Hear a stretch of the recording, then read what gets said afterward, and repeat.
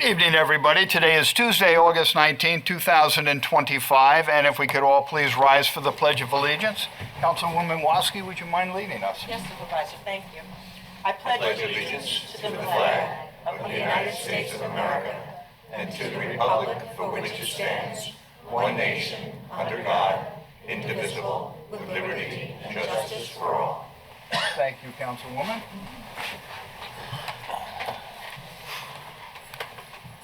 Okay, Clerk Wooten, would you mind leading us in an invocation tonight, please? Sure. Dear Lord, we thank you for this gathering and bless all those who care enough to come on this beautiful day and invest their time and energy to help shape and mold our community. We ask for your spirit of wisdom to settle on our town board as they deliberate and listen to concerns and weigh the burdens and responsibilities bestowed on them as elected leaders. We ask you to bless all the coaches that are with us tonight and all those that mentor our young people who help to shape and teach the value of sportsmanship and teamwork, a virtue that will serve them throughout their lifetime. We ask you to continue to bless our first responders in our community and across this nation who volunteer their time and talent to serve the greater good. Keep our police officers and emergency personnel safe as they tend to the business of protecting life and property. Lord, we thank you for this community and all those who choose to call it their home. We ask that these things through your Son, Jesus Christ. Amen. Amen. Amen. Thank you, Clerk Wooten. We are honored tonight to have members of the 2025 Riverhead Little League Riverhead PBA baseball team who did pretty much the impossible. They went with an undefeated season. They went 12-0 over the course of the season, and then they won 2 games in postseason. Very incredible. Extremely hard to do. I played back in late 60s and early 70s, and we had some really good teams, but nobody during my lifetime and during my time playing Little League, nobody ever went undefeated. So it's kudos to you. I would ask at this point in time, and this was in the Major League Division also for Riverhead Little League. And it's great because you guys are coming up. The varsity team, the varsity boys team this year, went to the playoffs for the first time in quite some time. So we know we got some good stock coming up through the ranks, and hopefully you guys stay with the sport and continue on, and good things can happen, okay? At this point in time, I would like to call Riverhead Little League coaches and players all to come on up in the front here.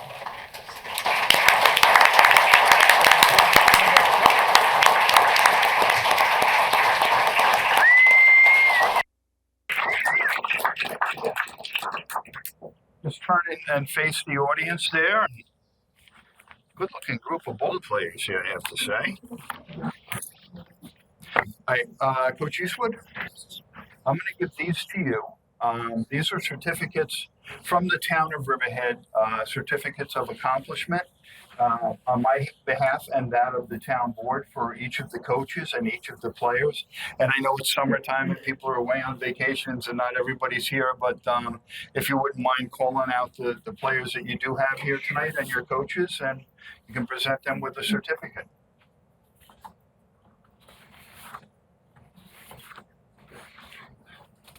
Jeremiah Kidney.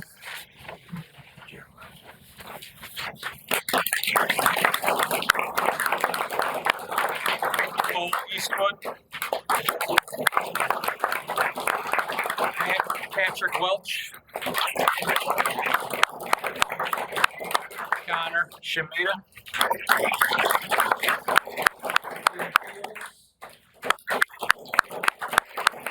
Dupree. Charlie O'Brien. The players that were missing is Levi Gratz, Alex Sosnowski, Joel Dupree, RJ Kreiger, and Jack Rose. And then my assistant coaches were Bob Fox, John Sujecki, and Ray Kreiger.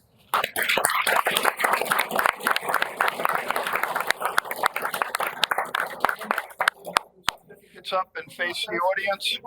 Don't cover your face, but hold them up in front of you so everybody can get pictures. Parents, feel free to come up and Take any pictures you would like.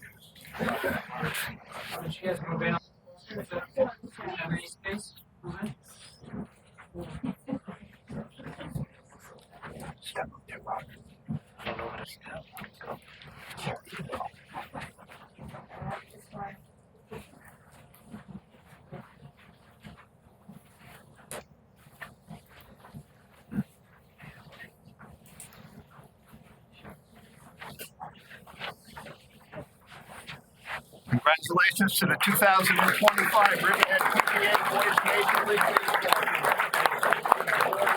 team. I'd just like to thank our sponsor, Riverhead PBA, for sponsoring our team, and the Riverhead Town, of course, for allowing our Riverhead Little League to play in Sosnowski fields. Appreciate it, sir.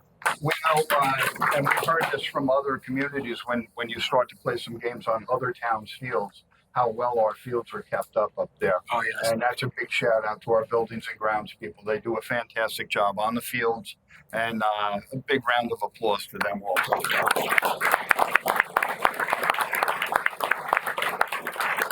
Fellas, congratulations. Fall ball. Anybody playing fall ball?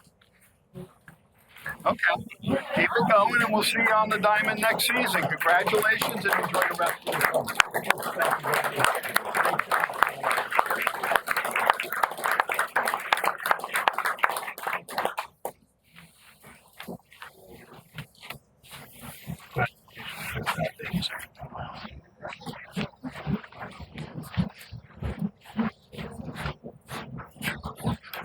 Supervisor, are there any pictures here tonight? Any pictures? Oh, the Mets are looking. Yeah, the Mets Do we are have any looking. pictures from my Mets? They need help, boys. Denise and I are struggling with our Mets up here tonight. So valid. Oh, I'm so sorry. Yeah. Okay, I have a couple of announcements to make.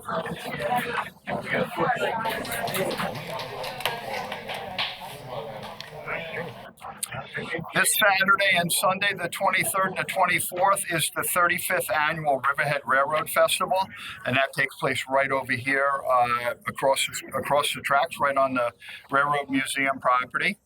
Saturday and Sunday, August 23rd and 24th, Racetrack Not Street. Open at 1, racing from 4 to 9:30. They had their ribbon cutting last weekend up there. They had a great turnout. Nice job was done. A lot of cars, a lot of money put into those cars up there. It's amazing. Saturday, August 23rd, from 2 p.m. to 8 p.m., the African American Educational and Cultural Festival benefit concert in the park at Grangebel Park, right on Peconic Avenue and Main Street. And that's from 2 p.m. to 8 p.m. again this Saturday. And hours ago, I can't speak for the rest of the board, but I know for me it was one of my happiest days as being an elected official.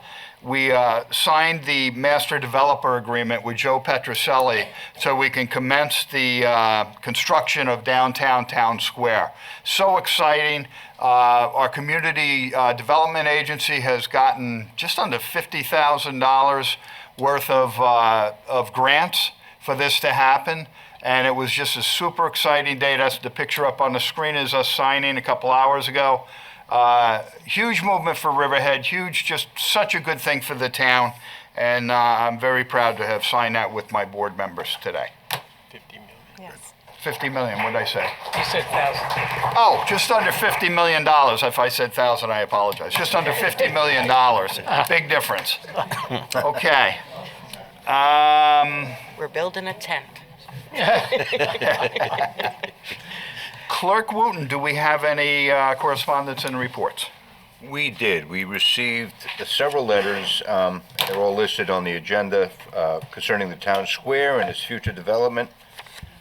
Some from the parking advisory committee, reference to parking that might have to be jiggled around down there. And also we received one letter in reference to the dispensary that the planning board approved for the 189 Main Road in Aquaborg. And that's it, and all those letters can be seen verbatim on the website, and you can read them all, and any that came in after the cutoff will be in the next meeting. But that's it, correspondence.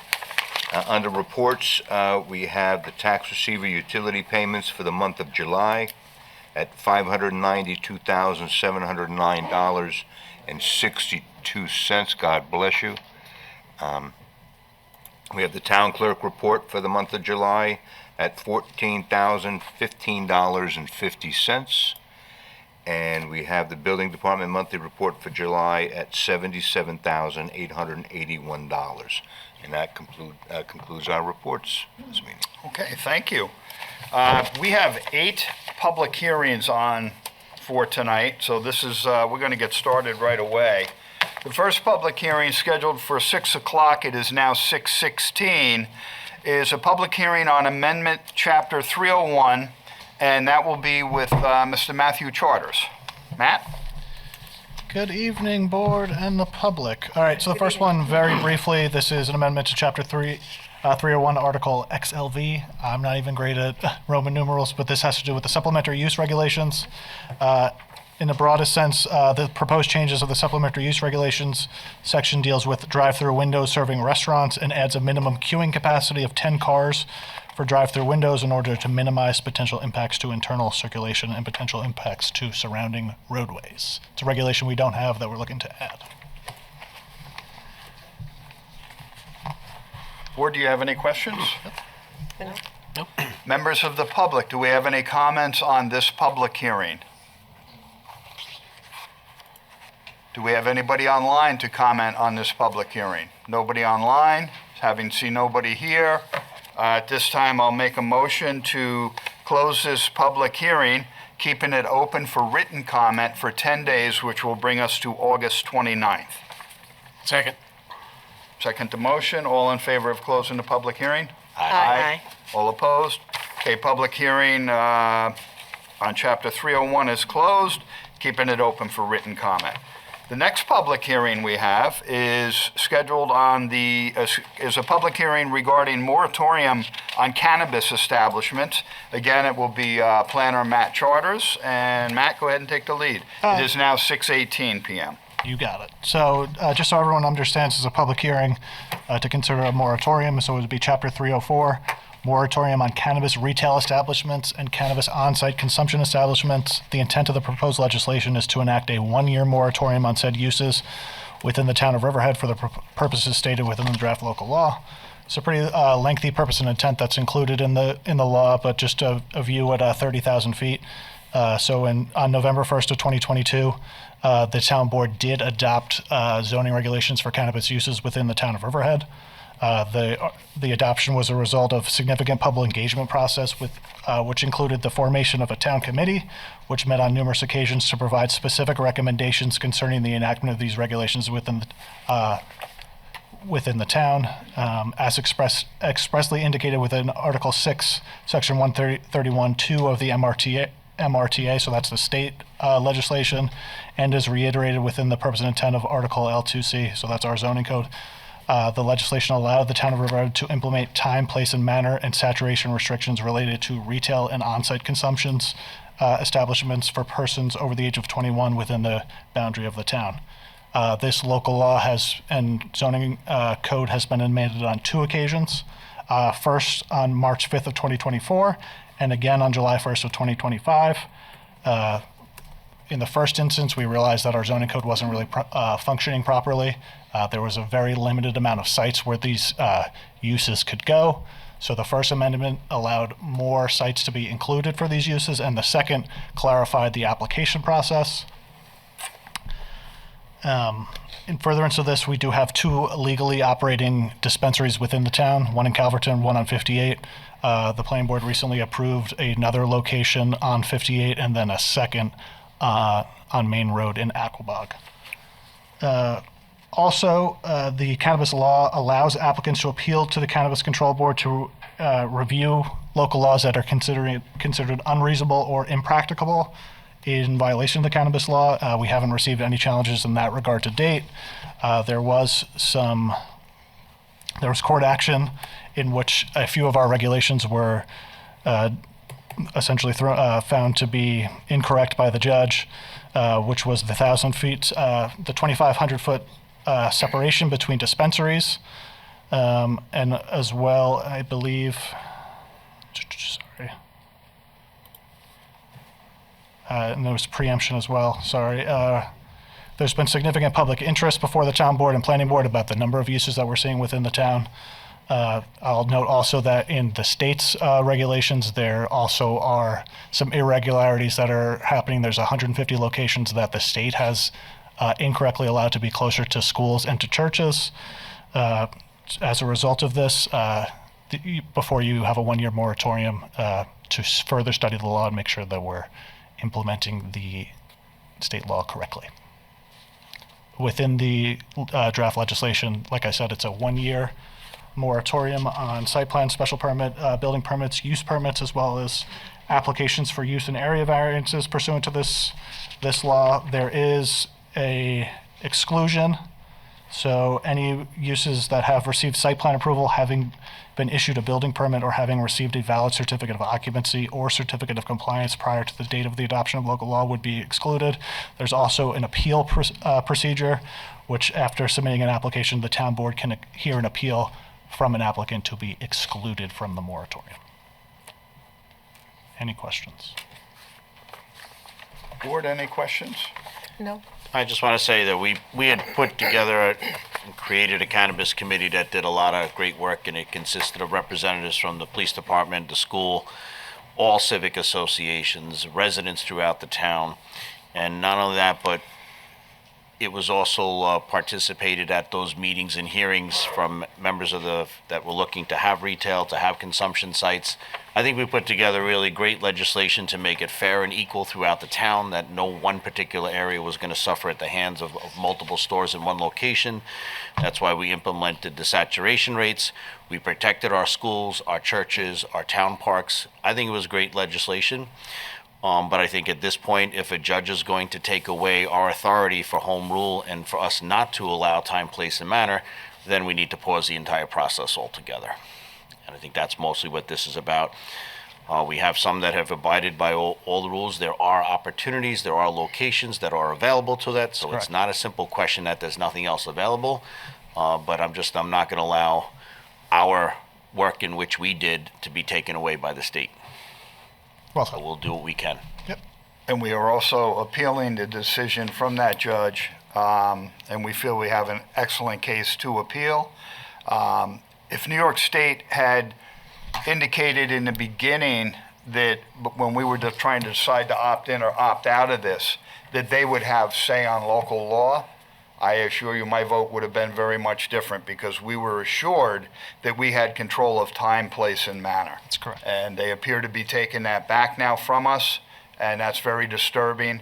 And that's one of the reasons we decided also to put this moratorium together, pump the brakes, and wait and see what happens with our court case, because we feel it's very unjust how it came out. So I'm glad the board is in agreement Yes. with this moratorium and the public hearing tonight.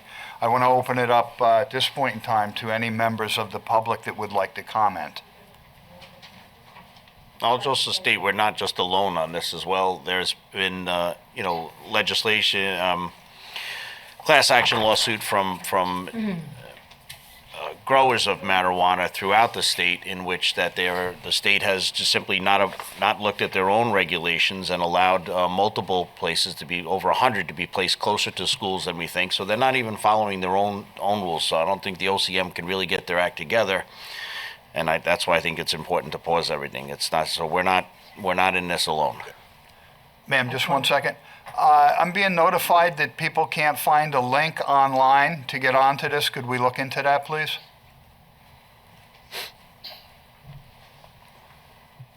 Okay, ma'am, I'm sorry. State your name and where you're from, please. My name is Dawn Collins. I'm from Riverhead.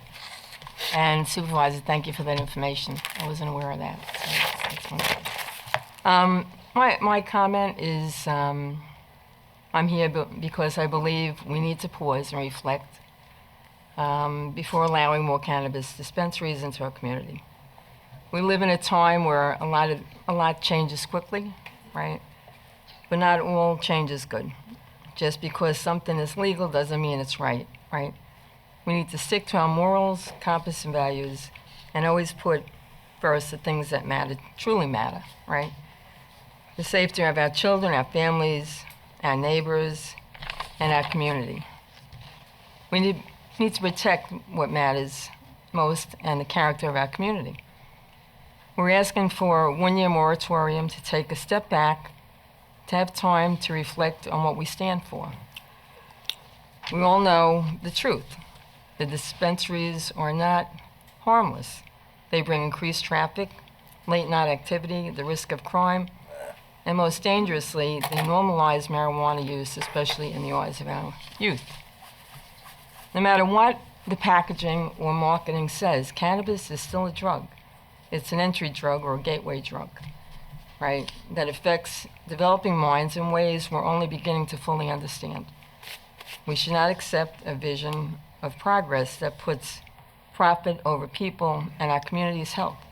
We owe it to our children and grandchildren to ask hard questions, to pause, and to get this right rather than force future consequences.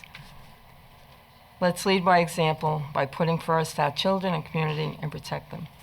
Please vote in favor of the moratorium. Thank you for listening to me. I appreciate it. I appreciate your comments. Thank you very much. Thank you.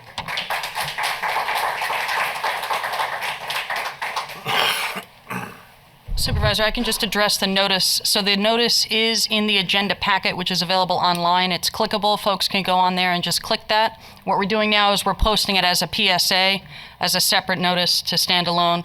It's easier for people to find that on the main page under the PSAs. So we're reposting that now. That'll be up in the next 5 minutes. But people can go in the agenda and hit the link and get on right now. It's working. We just double-checked it. All right? Very good. Thank you.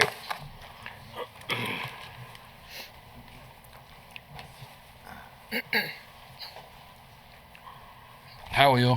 My name is Brian Stark. I attended the meetings back when you guys were creating the zoning. We explained to you then that the zoning you guys were creating was in direct violation of the cannabis law. I know you guys think it did a great job. It did get 2 stores open. One of those stores was always zoned for cannabis. I think it sold for $9 million, way over asking price. It really doesn't give the chance for a small business owner to open up when you got to spend $9 million to open up a store. I am one of the first licenses given on Long Island. I am the first license in the town of Riverhead that was fully given a license from the OCM. I'm still not open. I hear these comments that you guys want to pass a moratorium due to health and safety. I've been all around the state. I'm involved in all cannabis activities. I have not heard of any health and safety issues across the state from a dispensary opening. I also know that when you guys did create that zoning, you created it for five corridors. I think the 58 corridor was zoned for 3 or 4 dispensaries. The other 4 corridors was zoned for 1. We're at 2, fully operational. 1 that I know the planning guy said was approved by planning, but they can't open because the guy behind them has litigation going on. He has site protection. The issue there is whatever, but even if those 2 did open, you'd still be at 4, which still isn't the 7 that you guys originally asked for. So I feel like we're taking a little step short here. The moratorium, in all reality, is in violation of the cannabis law too. So it's going to be challenged in court. So at the end of the day, this is just more time and money that the town is wasting, more taxpayer dollars that the town's wasting. I own my building in the town. It's my taxpayer dollars that's going to be fighting myself or other cannabis licensees that are going to be challenging these things that are going on. What else did I have over here? I'm sorry. I think instead of this moratorium talk, we could have sat back and maybe took that original map, put it to what it would look like following the state regulations. We talked about this a year and a half ago when we were talking about the corridors originally. See how much more space is really available if we follow the state regulations. What's really going to happen? Because to be honest, I did the research back then, and there wasn't that much more available real estate than there was with the corridors. So it's not changing much, but it will allow some of these dispensaries that have pending litigation to open, and maybe 1 or 2 more. It's not going to turn into a flood of 25 dispensaries opening in the town of Riverhead. There's not the room. There's not the real estate. It's just not possible here. So I see a little more fear, and I understand you think OCM, maybe some power was taken away, but time, place, and manner was always defined. We spoke about that when these committee hearings were going on. And we told you what you could do under time, place, and manner. I mean, I don't know if time's up or whatever, but that's what I have to say. There's no time limit. Huh? There's no time limit. Oh, so Public hearing. yeah, we spoke about time, place, and manner. There are things you can do under time, place, and manner.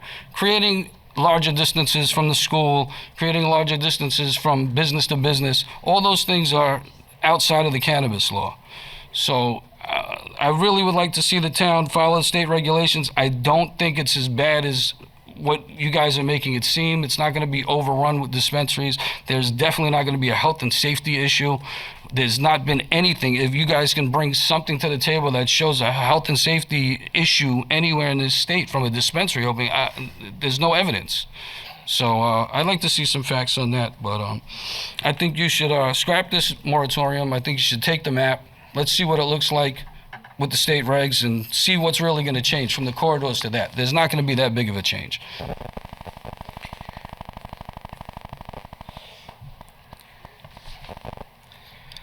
Hello everyone, how you doing? My name is Hugo Rivas. I'm from the Long Island Cannabis Coalition. I'm the vice president. I'm here today and I'm asking you guys to not go through with the moratorium. I hear a lot of people always talking when they come up here talking about kids. So let me tell you about something about kids. I also have a license for a dispensary. I'm a coach, so I care about my kids. I have over 30 kids that I deal with. The reason I want a dispensary is because I know it's safer than what people don't. People that think it's not safe, they need to go to dispensaries and really interact and see what's going on, and they will know, and they will realize that everything that they're saying is not true. You cannot go into a dispensary if you're over 21. They're not promoting to the kids. The majority of the people who are buying cannabis are literally 45 to 65-year-old people. So we're denying them access to cannabis. The dispensaries that are currently open right now, the 2 dispensaries, what criminal activity have you heard about in these situations? None. What traffic are they causing, supposedly? None. The $9 million store that they pay so much money for, you see the traffic is like literally like less traffic than a 7-Eleven. So people need to realize that some of this information that they're giving us is wrong. Cannabis do protect our children. They do not increase crime. And the statistics are there, and you have it in your own town to go see. Go look what's going on, and you see that it actually is helping to help the crime and everything else. And it's actually helping your town with taxes instead of causing all these situations. So again, please verify information. We are more than happy to help you and give you the information that we've been telling you for a long time. We've been having meetings since you guys came here. We've been providing information, and we know for a fact that this is going to be more, in a sense, bad for the community than what you're expecting. And again, on information that we provided with the research that we provided, there's nothing available. And business-wise, it doesn't make sense to have 50 dispensaries, 25 dispensaries. You're not going to make money, so it's not going to happen. And again, there's other towns that are opening up, and it's going to get situated better. But you have to understand that it's not dangerous. It's better for the community. So thank you very much for your time. Thank you.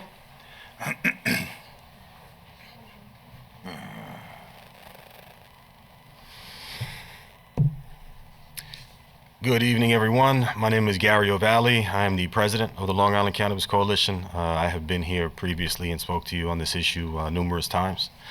I always want to thank the board for always being accessible for public comment, but I also want to express my disappointment at having to show up and push back against some of these issues that we could just simply avoid. Declaring a moratorium on cannabis at all, in any capacity, is absolutely the wrong thing to do. It's wrong for the business owners who have been in full compliance with the state and done everything that the state has asked of them in order to operate. It's wrong for the 21 and over adult use community who this serves, who do not have access to legal, safe, regulated, and tested products. Most importantly, it's wrong for the taxpayers of Riverhead that will have to front and foot the bill for this frivolous moratorium that you're suggesting. The town of Riverhead has opted into cannabis retail, and you don't have the right to opt back out. That ship has already sailed, and your attempt at placing a moratorium on further and future cannabis retail is the town's way of shirking their responsibility in an attempt to not be compliant with New York state law. Time, place, and manner, as you've mentioned, has been consistently misinterpreted by this board, and we've had this conversation ad nauseum. The MRTA dictates the few points that time, place, and manner affect, and you still have control over that very narrow description. What you've been attempting to do is use time, place, and manner as a much larger blanket than what you're allowed to do. And that's been the problem, and that's been the root of this problem. Furthermore, a moratorium on legal cannabis retail is a green light for illicit sales. When legal cannabis dispensaries open up, illicit shops close down in those neighboring areas. And if you won't allow legal cannabis to operate, you are by nature allowing illicit cannabis to operate. And these are the stores that our children have access to. These are the stores that market to our children, that they can walk into and potentially purchase product that they should never be around. I would implore you to let go of your own preconceived biases. The larger community recognizes that adult use cannabis for the 21 and over community is not an issue. Look around the room. There is not an overwhelming amount of constituents in here that are asking you to move forward with this issue and supporting the moratorium outside of a few distinct voices. We're not trying to discredit them in any fashion, but there's a larger community here that does not have an issue with legal cannabis in this town. You're doing a disservice to everyone who doesn't want to waste their time, but more importantly, who doesn't want to waste their tax resource. The claim that this is a health and safety concern, there have been no health and safety complaints since you've opened those two dispensaries, and no other complaints across all of Long Island, in any of the stores, in any of the townships. Put that money to good use and beautify your town. Build recreational centers, beautify your parks, provide resource for after-school programs or youth organizations that could do much better with that money than opposed to you trying to defend your position to opt out from a legal cannabis industry that you have already opted into. This much is clear. When you opted into cannabis retail, you do not have the option to opt out. And this moratorium is baseless and completely wasteful.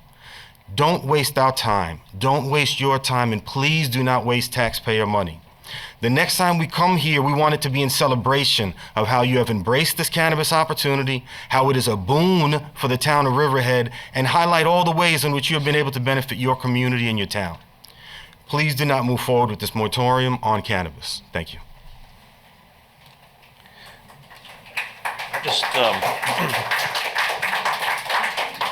I just want to make one statement clear, just so that the public is aware. There are 2 retail stores that are currently open in the town. This moratorium does not shut them down. It does not affect them in any way, shape, or form. You continue to remain to have 2 legalized stores that are continue to operate during the moratorium process. And so it does not affect it. So it's still readily available, but we're going to do whatever we can up here to certainly keep drug-free school zones, and I won't back down on that. And Councilman Rothwell, just to clarify for the record, both of the stores have been cited for operating outside of their permit in certain situations, some more serious than others, and in each of those instances they were referred to OCM. Right, there was an incident at Alive at 25 where individuals from the vendor handed out gummies that were cannabis, gave it to members of the public in violation of the law. Go ahead, sir. John Newman, 24 Doug's Lane, South Jamesport. First off, I don't think the town board should have allowed retail sales in the town to begin with. The state gave you the option to go one way or the other, and you chose to allow retail sales in the town. And it mystifies me how a couple of you people who were police officers, knowing that this is a gateway drug, voted to have retail sales in this town. And you voted for it, and I applaud the fact that you're taking a second thought about it and moving ahead with a moratorium. And hopefully you guys will take another vote as a town board and discontinue retail sales in this town. It's a gateway drug. I grew up in New York City, and a lot of friends who started off with marijuana went into heroin because it was cheap. and then went into crack and cocaine, and the next thing you know, they died. So I'm sure there's a lot of people here who have similar experiences. And I think it's a disgrace that you guys voted for marijuana in this town in the first place. There's overwhelming amount of residents in this town that do not want marijuana sales or marijuana grown in this town. So I don't know, maybe we need to get a protest going all over the place, just like they do for all kinds of issues throughout the country, and get the residents of this town who really feel negative about this thing to protest. And I think if you guys want to open up all kinds of retail stores in this town, go to another state, go to another county, but stay out of Riverhead. Thank you. Thank you.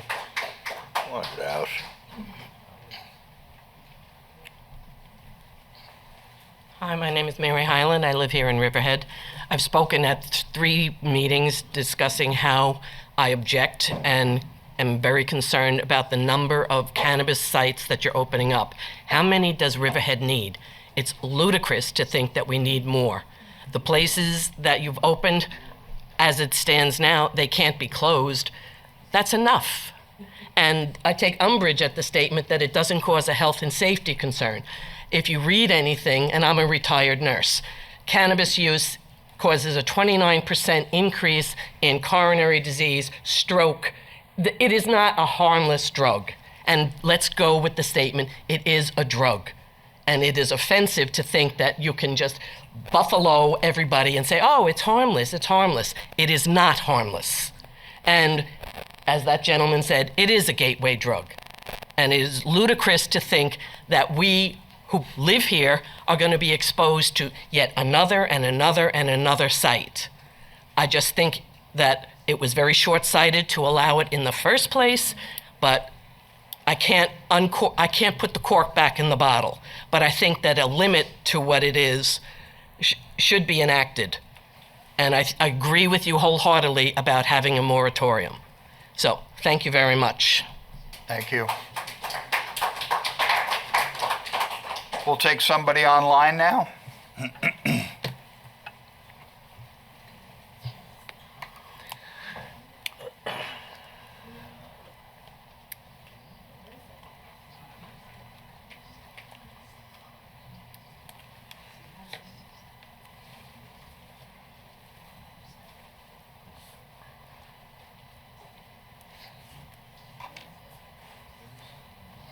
We can't hear you.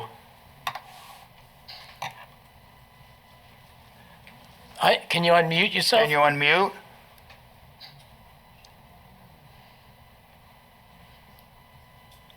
Possibly down on the bottom of your screen.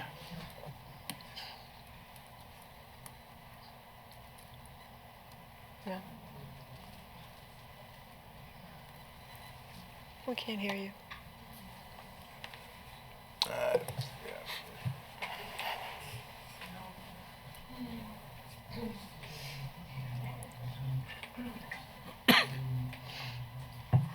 Justin, does it have anything to do with the volume on the TV?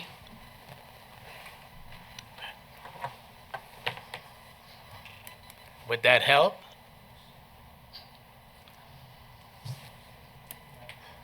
All right, your name came up as Danielle. Danielle, we're going to move on to the next caller because we can't hear you.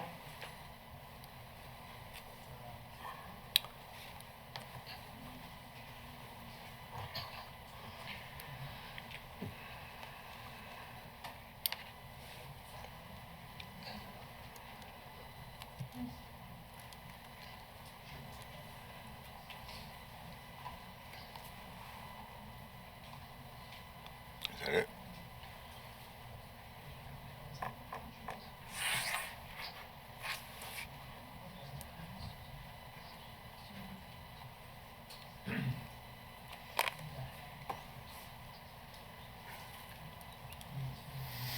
Do we have anybody in-house who would like to come up to speak in the meantime?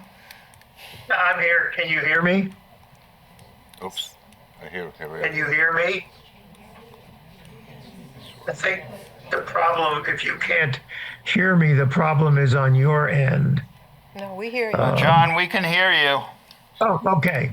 All see right. you. Well, John McAuliff from Roanoke Landing. Good afternoon. I'm sorry, because of other work, I can't be with you today, but I do want to extend strong support to the moratorium. I must admit to being shocked by what was said about Alive on 25. I hope that if the vendor was identified, that you're able to sanction them sufficiently that they learn a lesson, including shutting them down for some period of time. But as to the moratorium, I think that we need some serious evaluation, serious knowledge that ought to be part of a discussion by the board and the community. One question is, what is the impact? Does the police department have any information about impact, either from criminal activity or accidents related to use, and how does that compare with alcohol use and impact?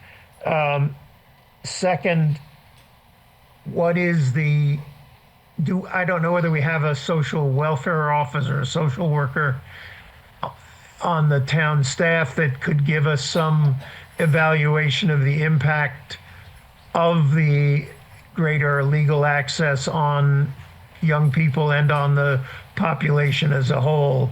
That would be very useful to get. The third is, this is argued when the town, and if you recall, I had hesitance about it, but when the town decided to make legal cannabis, the argument was heavily on the issue of income that it would gain. So I think it'd be very helpful to know exactly how much has come in on taxes from the existing cannabis shops. So at any rate, I think do the moratorium, and as was said by Mr. Rothwell, what is in place will still be there. People will get it who want to use it. But I think the town needs to have a real hard data look at what the consequences are. Thank you. Thank you, John.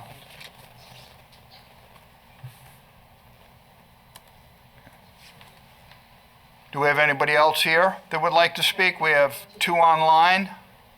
May I approach again? Okay, ma'am, you may come up again. You have two online? Okay, we'll take them in a minute here. Okay, my name is Dawn Collins, and I just want to respond to some of the cannabis, pro-cannabis people that came up here to speak, right? There's several articles about the harmfulness of cannabis on youth. I think there's actually one in the New York Post today by Miranda Devine, if anybody can look her up, right? And she's done several studies on mental health risk and psychosis, right? And she says, she highlights the strong link between cannabis use and mental health issues, particularly among youth, right? Her studies indicate a 40% increase risk of psychosis associated with cannabis use, right? People who use marijuana by 18 were 2.4 times more likely to be diagnosed with schizophrenia, right? There's another study done, I think, in Denmark in 2017 that linked schizophrenia with cannabis use. Also, there's Devine underscores that modern legal cannabis is more potent than in the past, right? And that's 5 times more potent. So the THC in the cannabis today is 5 times more potent. I think it's more. I think in the 70s it was 5%, now it's about 90%, right? She warns that legalization sends a message, especially to young people, that cannabis is harmless. This normalization, paired with high potency, contributes to raising rates of mental health problems among teens. There's another study that shows that Devine claims that legal states like Alaska, Colorado, Oregon, Washington has seen sharp increase in violent crime since 2014. So I'd like the board to consider all these facts, okay? And a good source is Miranda Devine. And there's other studies, a study of 2017 by, I think it's Denmark, I remember correctly. All right, thank you very much for your time. I appreciate it. Thank you. Thank you. I think that this public hearing is starting to take a little bit of a turn that it wasn't supposed to. It's not about being pro-cannabis or opposed to cannabis. It's about the moratorium and what we're faced with as a board moving forward.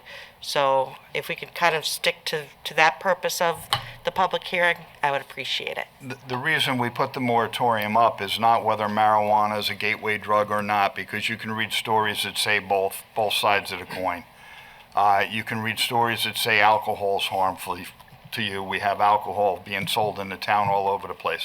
This isn't what this is about. Those debates were a couple of years ago when the state was deciding to allow cannabis to become legal in New York State, which they did. We saw it as an opportunity to, I'm not going to say we, I'm going to say I saw it as an opportunity with tax money coming in from the sales of it that could help this town out. And with the amount of money that the town of Babylon, who was the first town in Suffolk County to have dispensaries in their township, they brought in actually millions of dollars in their first year. And to me, it just made no sense for us not to take that where Southampton opted in to allow them. They could have a shop right here on Peconic Avenue, which is downtown Riverhead, and they recoup all this tax money. When just 50 feet over, we're going to deal with the same people that go into the store. And quite honestly, we haven't had any issues with people, customers of the cannabis shops. So why let that tax money go through our hands? What this is really about is it's a zoning issue. And it's an issue that the town should never, ever have to allow the state to tell them where, when they can zone certain things. Once the state does that, we lose all control. And that was guaranteed to us not to happen, and it did happen. The state has flipped things over and said time, place, and manner means something different now. And that's a shame, because I would not have voted for this knowing that the state was going to step in and at some point in time try to take control and say, hey, no, we gave you a chance to do your own zoning. We don't like it. You're going to do what we want you to do. That's not fair to us. That's not fair to any town in this state. And I can tell you another thing from the cannabis side of it. If you think you're going to get more towns to allow cannabis to be sold in their towns with the state acting this way, you're very wrong. The opposite is going to happen, because nobody wants the state telling them how they can zone locally within their own townships. So that's really what this is about. This isn't a pro or con marijuana. This is pro or con, should the state have the right to say where they can go, or does local law and the township themselves have the right to say where they can go? So that's what this is in a nutshell, and I appreciate everybody coming out and speaking on it. Do we have anybody online? Okay, let's take somebody online.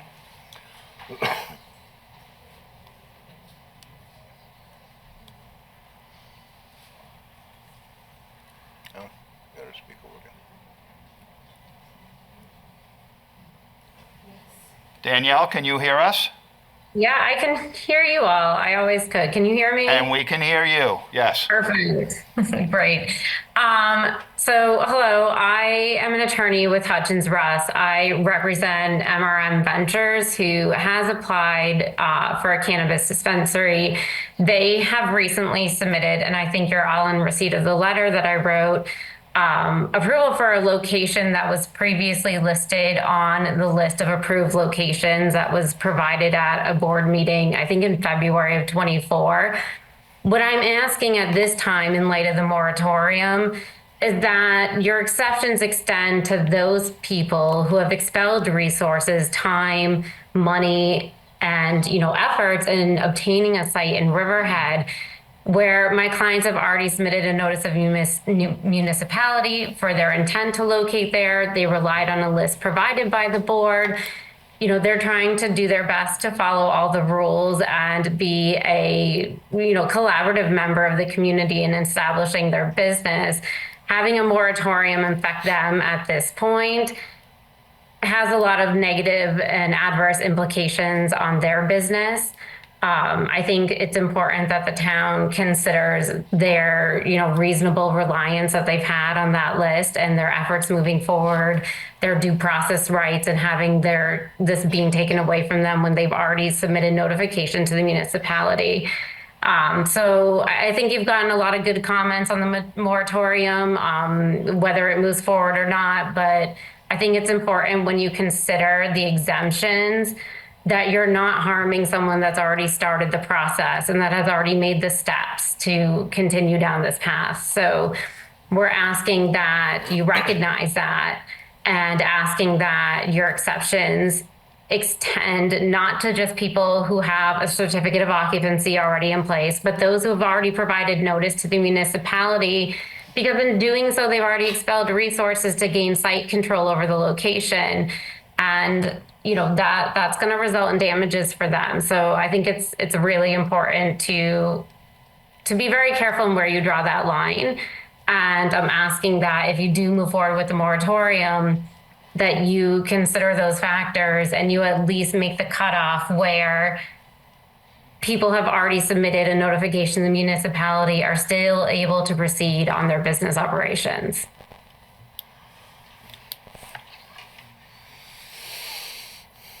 Thank you.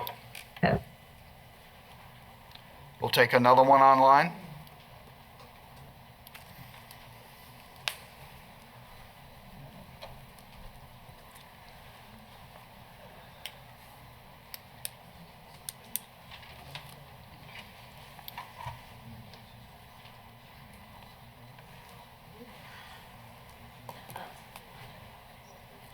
Ron Hariri of Aquabog.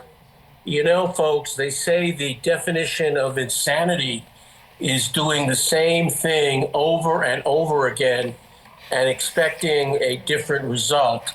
So here we have another scenario where the town drafts legislation permitting cannabis without clearly thinking it through. There's massive public outrage. The town's legislation gets thrown out in Supreme Court as illegal. And now, after you've created various expectations and reliance, you want to adopt a moratorium.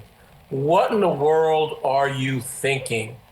And let me give you an example of where a moratorium really needs to be in place, because quite frankly, I'm just really wondering whether your planning staff partakes of the edibles that these dispensaries are providing, because I have a piece of property located at Hey, Ron, if you 730 want to attack Main. my staff, you'll do it somewhere else. You won't do it here on TV. So I'll curb it refrain and from behave, or you'll attacking be your removed staff. from the screen. I'll move Warning on. you. I'll move on. Appreciate it. Okay. I'll move on. And let me remind you, Mr. Supervisor, I have a constitutional First Amendment right to express my opinion. And I have a But let me constitutional address- right let to me have you address- removed from the screen. So stick to the topic, or you will be removed. I'll stick to the topic. I'll stick to the topic. Thank you. And I'll admonish you regarding my First Amendment rights, sir.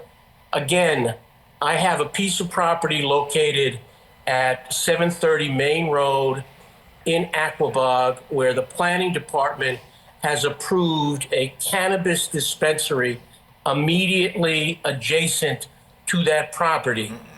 Under the rural corridor zoning, that property may be used residentially. So if the idea was to keep these dispensaries away from residential use, you failed again. So I would respectfully suggest that you seek appropriate advice, proper guidance, and not people who don't even understand the town's own rules. Thank you. Do we have somebody else online? Ma'am, come on up. Come on up.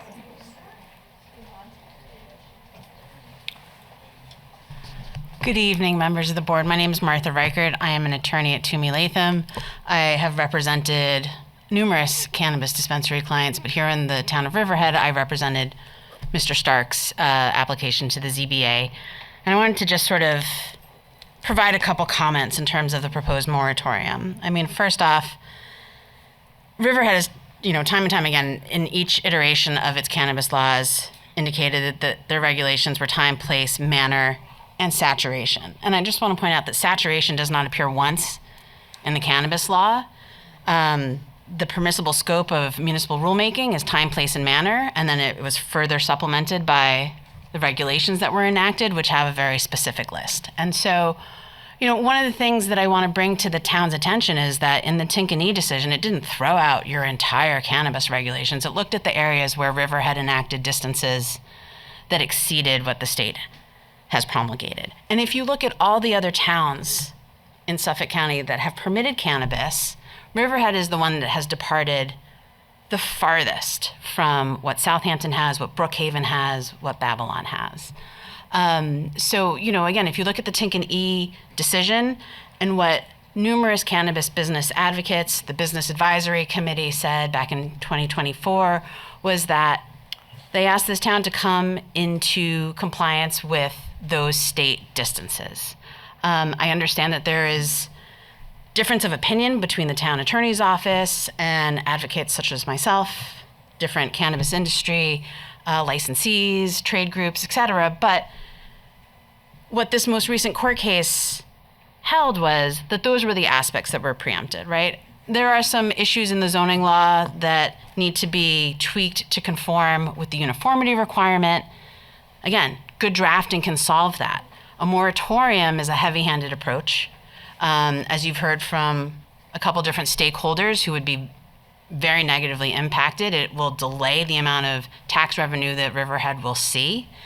But just to go back to the sort of soup and nuts aspect of this, is that the moratorium is a violation of Cannabis Law 131-2, which says that you cannot enact local laws that prohibit the operation and licensing and, again, getting those municipal approvals for dispensaries and on-site consumption locations. And so, I think that you are opening yourself up to serious legal challenge that will find the same issues that you're coming up against with the initial defects in Riverhead's zoning regulations. And I think that also when Riverhead re-examines their zoning regulations, the local law that was adopted in July to sort of clarify the process has not helped your process clarification. The planning board granted preliminary site plan approval to a site that doesn't even have a license, right? They just filled out a notice to municipality, but they don't have an actual license. They put a bogus license number on it, and the planning board ran with it. I think that that's where you should be refining your process and your application intake, is to ensure that you actually have a valid applicant, a valid licensee, right? Again, the state has enacted a very comprehensive regulatory framework for marketing and all these different things. The town is not powerless. Your zoning ability has not been taken away. Time, place, and manner still allows a lot for odor control, traffic, architecture, visual, aesthetic means, all of which are traditional zoning aspects. So I think that, again, this is just a bridge too far. It is a moratorium in search of a problem. And at the end of the day, you're going to, again, find that it is violating the cannabis law. And I don't think that it's a sustainable approach for Riverhead to take, especially when, if you look at the studies that the town conducted, especially the surveys, it was an overwhelming, right? I think it was 70+% of the people who responded to the surveys, and it was thousands of people, were supportive of cannabis coming to the town of Riverhead. Again, I will echo some of the sentiments that were made by some of the licensees and the trade organizations, which is information is key. You have to go visit some of these dispensaries, see how they operate. They are full of security. They are well lit. They are a retail shopping experience. They are not some sort of den of inequity. They are business people. They are taxpayers. And the town of Riverhead, again, could be seeing significant tax revenue. And this moratorium doesn't further that cause. And again, my opinion as an attorney and someone who's looked at the cannabis law is that it will not survive a legal challenge. So I thank you for letting me make these comments today, and I respectfully ask that the moratorium not be enacted. Thank you. We'll take one online.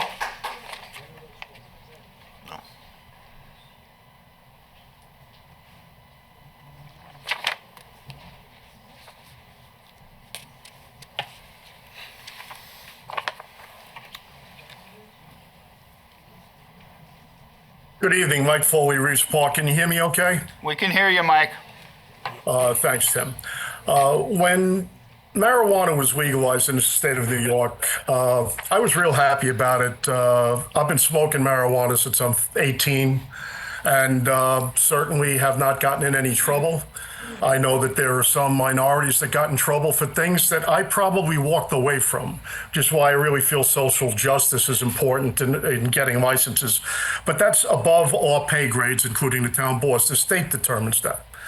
But when it came to the town looking to opt out, the prior supervisor was in favor of opting out. She was a former law enforcement officer that had, candidly, a reefer madness point of view on what marijuana did.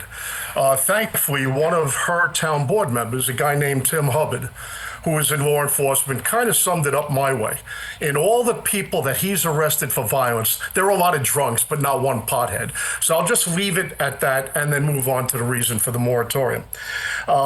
When they were discussing the opt-out, I spent about 20 minutes at the microphone reading articles from the Mayo Clinic, the Cleveland Clinic, and Harvard as to some of the benefits of marijuana, dealing with post-traumatic stress and pain and all these things. And I do agree with some of the prior speakers that the amount of THC in today's marijuana, when I was smoking in the Bronx, it was 5%. I went to strain stores and got myself a 95% vape. Unbelievable. By the way, it's a great high. I'm home. I take one hit every 2 hours and I'm fine. But the point is that I believe I had some positive impact on a majority of the town board saying, yes, let's allow it in here.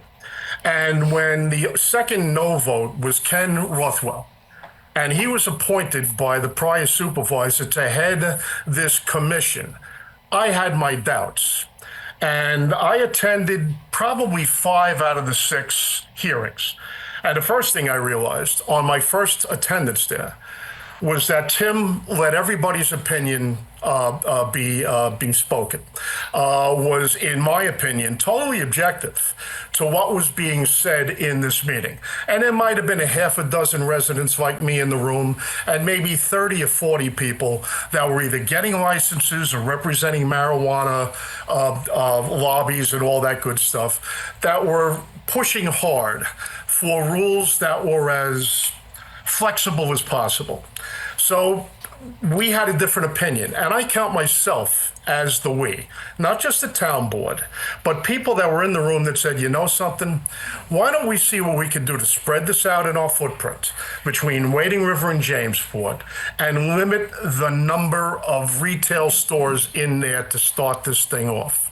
And maybe after 3 or 4 years, we'll take a look at it when it achieves the maximum allowed under the last code change. And I think it was 6, I could be wrong. But I do remember there were 3 or 4 in a Route 58 corridor that was subject to spacing. So the attorney that just spoke about saturation, she might make that the point, but that was not the issue here. The issue here was time, place, and manner.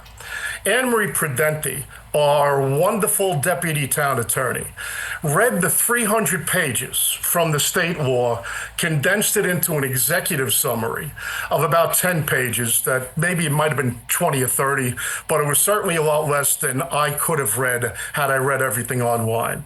And she emphasized time, place, and manner. And it is true that the distances between schools and churches and daycare centers and beaches might be longer distance than the state has suggested.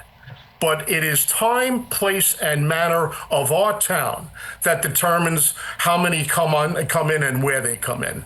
And after, again, 3 or 4 iterations, with Ken chairing every one of them, and Anne Marie being there to explain all of the rules and regulations that were being contemplated. It ended up that the first iteration, there might have been 40 or 50 spots in our entire footprint that qualified. And after the last iteration, I think it was around 150 spots. And at that time, there was still people from the marijuana lobbies and everything else saying, we should get more. And I said, you know something, there's 150 spots.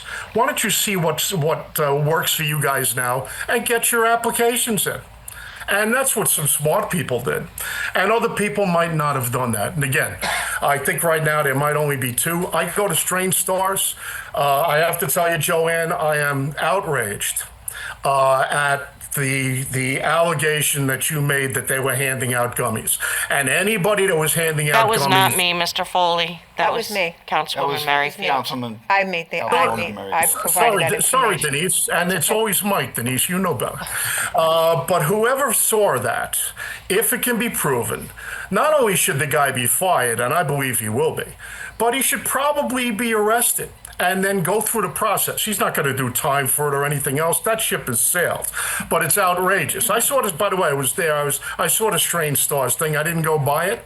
I didn't walk that far. I was going to a concert that night at the Suffolk.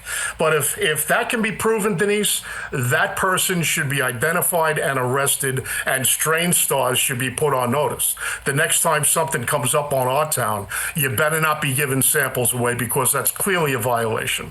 But I digress. So we put in this final code that allows about 6 of these retail stores in our entire footprint, west to east.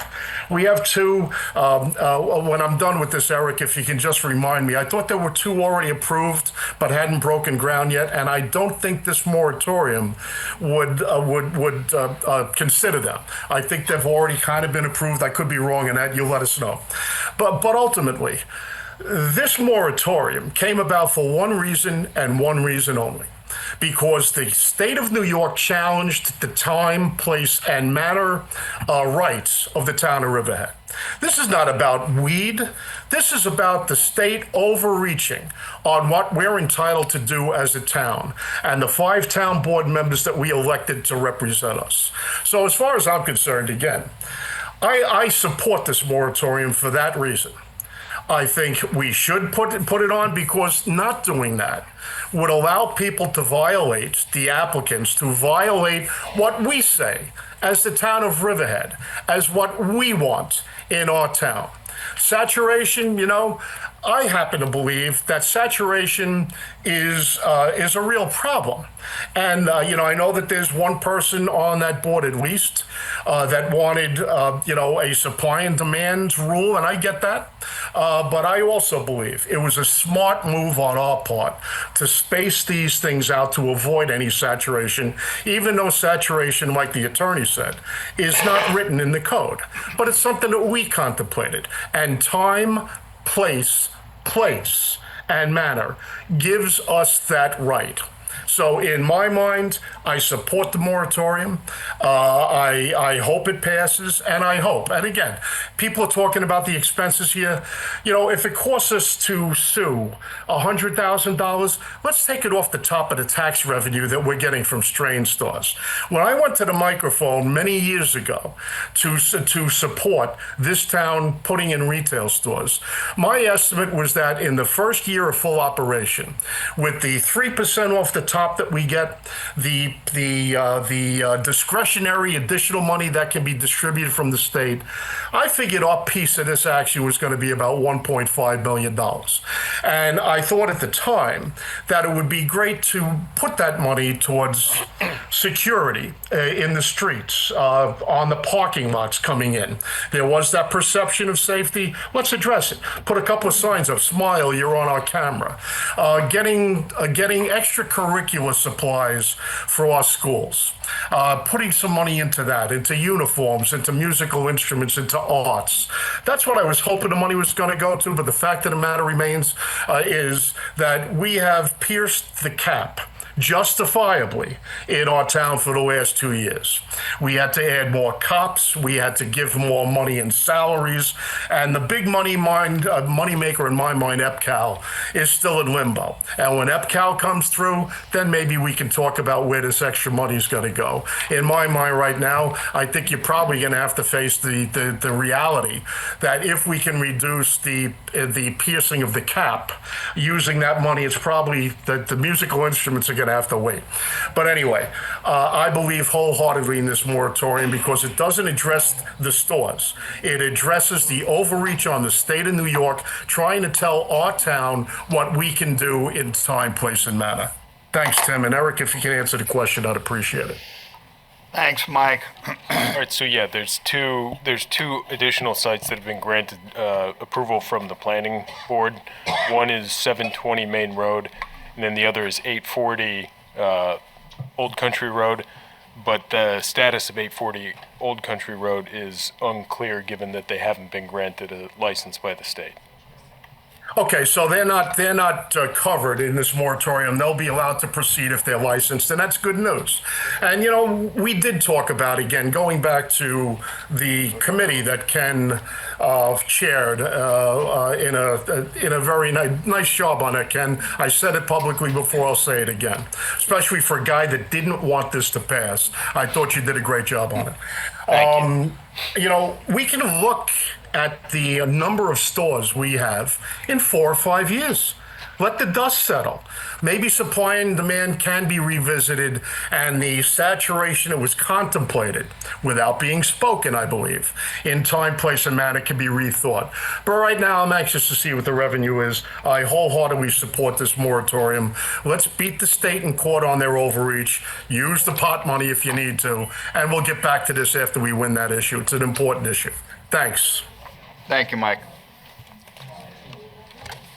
Okay, we have nobody else online. Do we have anybody else in the audience that would like to make a statement regarding this?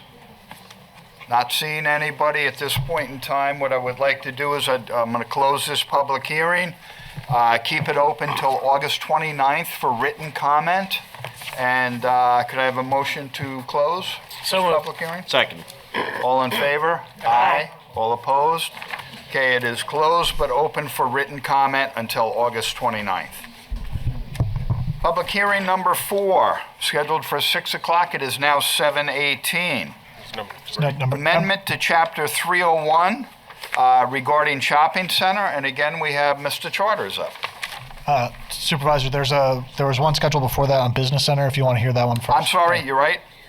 It's amendment to Chapter 301, and it's regarding the business center. Matt Charters. Very plainly, these are proposed amendments to the business center zoning use district to add a requirement for a 35-foot landscape buffer along road frontages into the lot, yard, bulk, and height requirements. It's currently in the town code as a footnote only, which is difficult for some applicants to see. Sometimes they don't even realize they have to do it, so this is to make it more explicit and put it actually within the code section so they know that it is a requirement. Okay. This is a very simple one. Yep.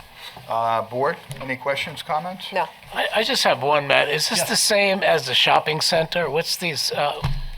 Business center, shopping center, two very similar zoning use districts. You see it along Route 58. They both have this requirement. In this instance, for this particular amendment, it's just to make it more explicit and put it in the code section. All right, thanks. Readable. Anybody from the public wish to comment on this public hearing? Nobody online, not seeing anybody in the audience. I'll make a motion. We close the public hearing on business center and keep it open for written comment until August 29th. Can I have a motion? So moved. Seconded. Motion and seconded. All in favor? Aye. All opposed?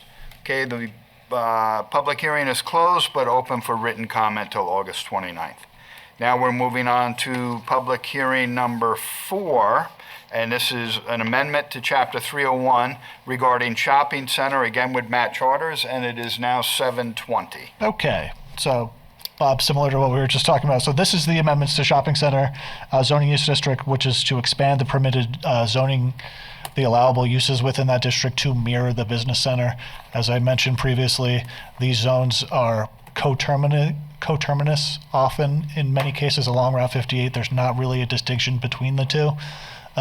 Maybe under the original legislative intent that the shopping centers would be more centrally located, and as you go out, you would transition into business center zoning. That's not really the case. It's sort of a checkerboarding along Route 58. A lot of these sites function the same way. This also adds the 35-foot buffering requirement.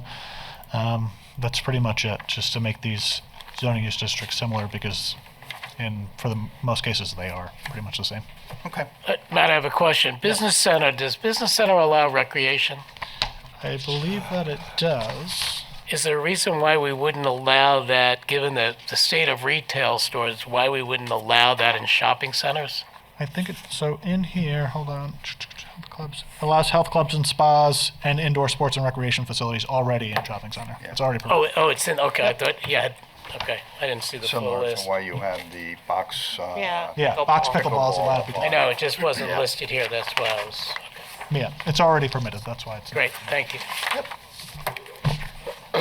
Anybody from the public wish to comment on this public hearing?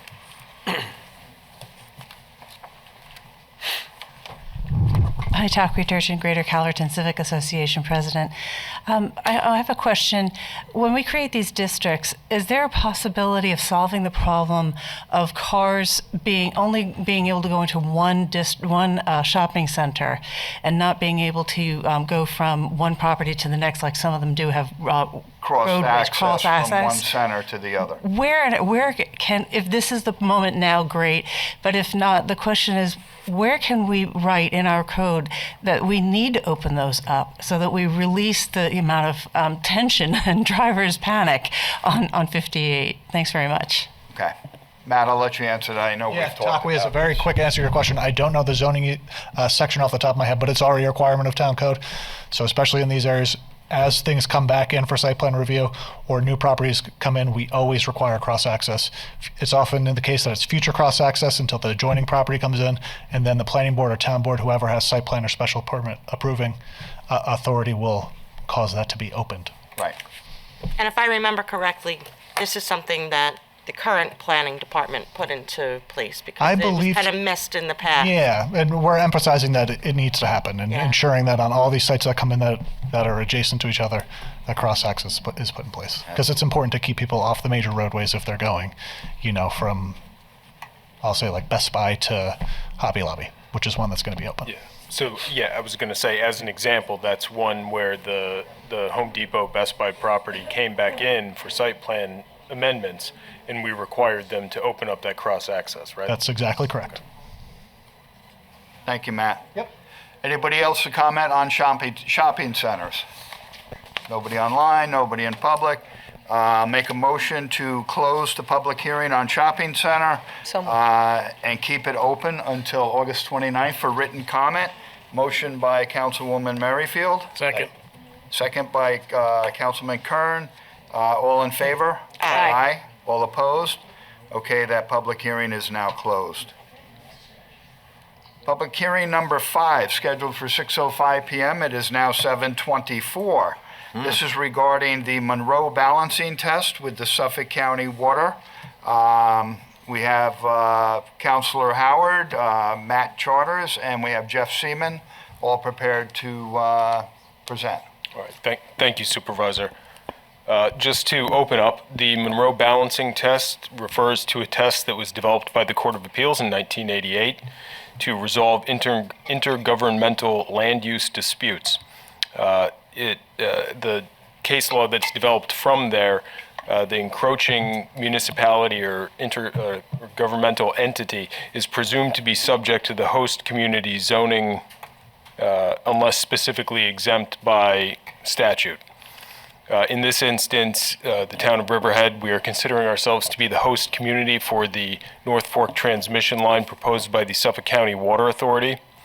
The decision in the Monroe case listed a series of 9 factors that the board, our town board, will consider in determining whether and or to what extent the Suffolk County Water Authority will be immune from local zoning laws and regulations.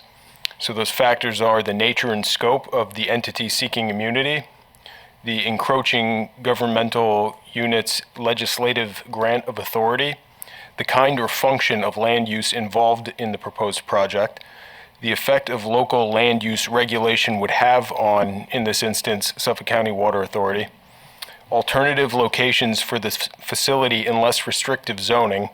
In this instance, I think what we'll consider are alternative routes for the proposed project, the impact upon legitimate local interests, alternative methods of providing the proposed improvement, extent of public interest to be served by the improvements, an intergovernmental participation in the development process, and an opportunity to be heard. And on that point, I would reference the secret process whereby we previously sought lead agency in terms of the environmental review.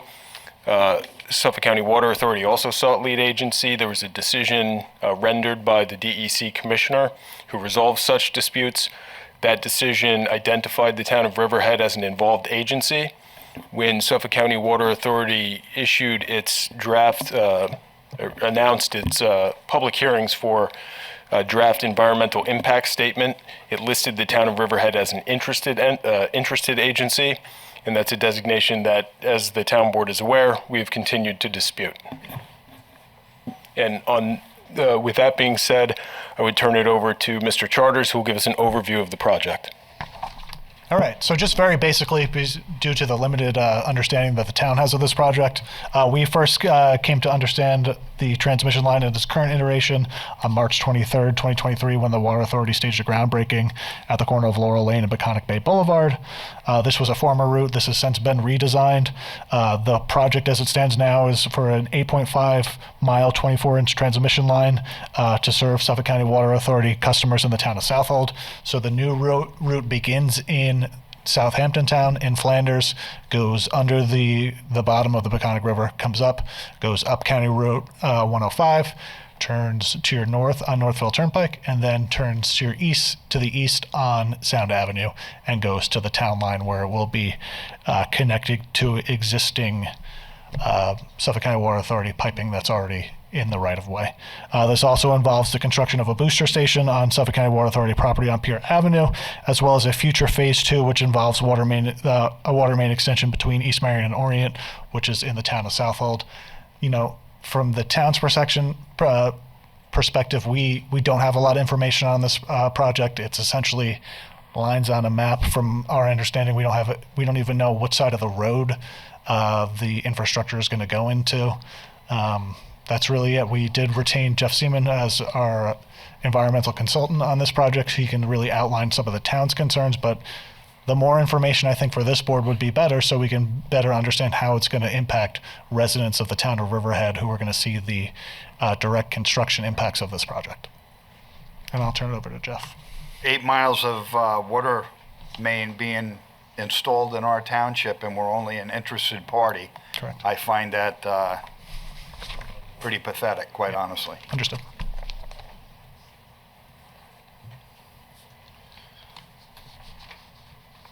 Good evening, Supervisor, members of the board.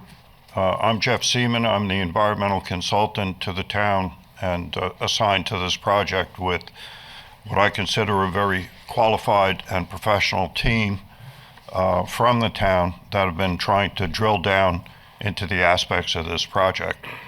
Over the last 12 weeks, we've been providing comments, including protesting the position that the Water Authority has taken in the status of Riverhead as only an interested party.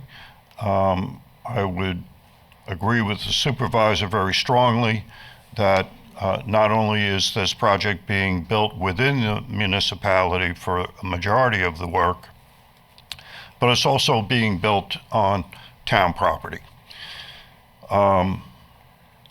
Without the ability to have any strong engineering plans other than this routing line on a map, it's been very difficult for our team to assess not only what the impacts would be, but where the location of this project is physically placed. We don't know what other infrastructure may be in the way. We have no metes and bounds with which to assess any requirements for easements or purchases of land. So In order to overcome that hurdle, since we've received no responses to our comments to date from the Water Authority, it's my strong recommendation that if even partial immunity is granted, no immunity be granted under Article 56, site plan review. My reasons for that would be that would require the applicant, and I view the Water Authority as any other developer proposing a project within Riverhead, would be required to provide us with real plans, real meets and bounds, acknowledge to property owners within 200 feet of their proposed project, as we normally do with site plan review, for their information as to what would be developed at these locations. Furthermore, site plan review is going to pull in other required permits. They're going to be crossing wetlands. They're proposing an open cut at Terry's Creek, so that would be under Chapter 295. They'll be required to apply for excavation and grading permits, highway permits, etc. We have a whole list of applicable permissions that they would need to be granted through Riverhead Town at a variety of different boards. Furthermore, under the SEQR process, which they're in now, there's going to be some mitigation and avoidance required throughout this process. And typically, without a site plan review, we wouldn't have enforceable ability to hold them to those mitigating measures. As we typically do in the planning department, when an applicant comes in, is required to do an EIS, files a finding statement at the end, we take those conditions, those mitigating measures, and incorporate them into the site plan approval. They can be covenants and restrictions, they can be special conditions, but they're noted in the resolution for approval. That gives code enforcement the ability to oversee the implementation of those requirements. And without that ability, since the Water Authority is its own lead agency, they're designing the project, they're approving the project themselves, there would be no other avenue, I believe, that would be accessible to us to enforce what we would like to see to avoid the impacts. Especially because this project does not provide any water to the residents of Riverhead. It's just a transmission line. And there's not been, to our team, identifiable benefits to the town.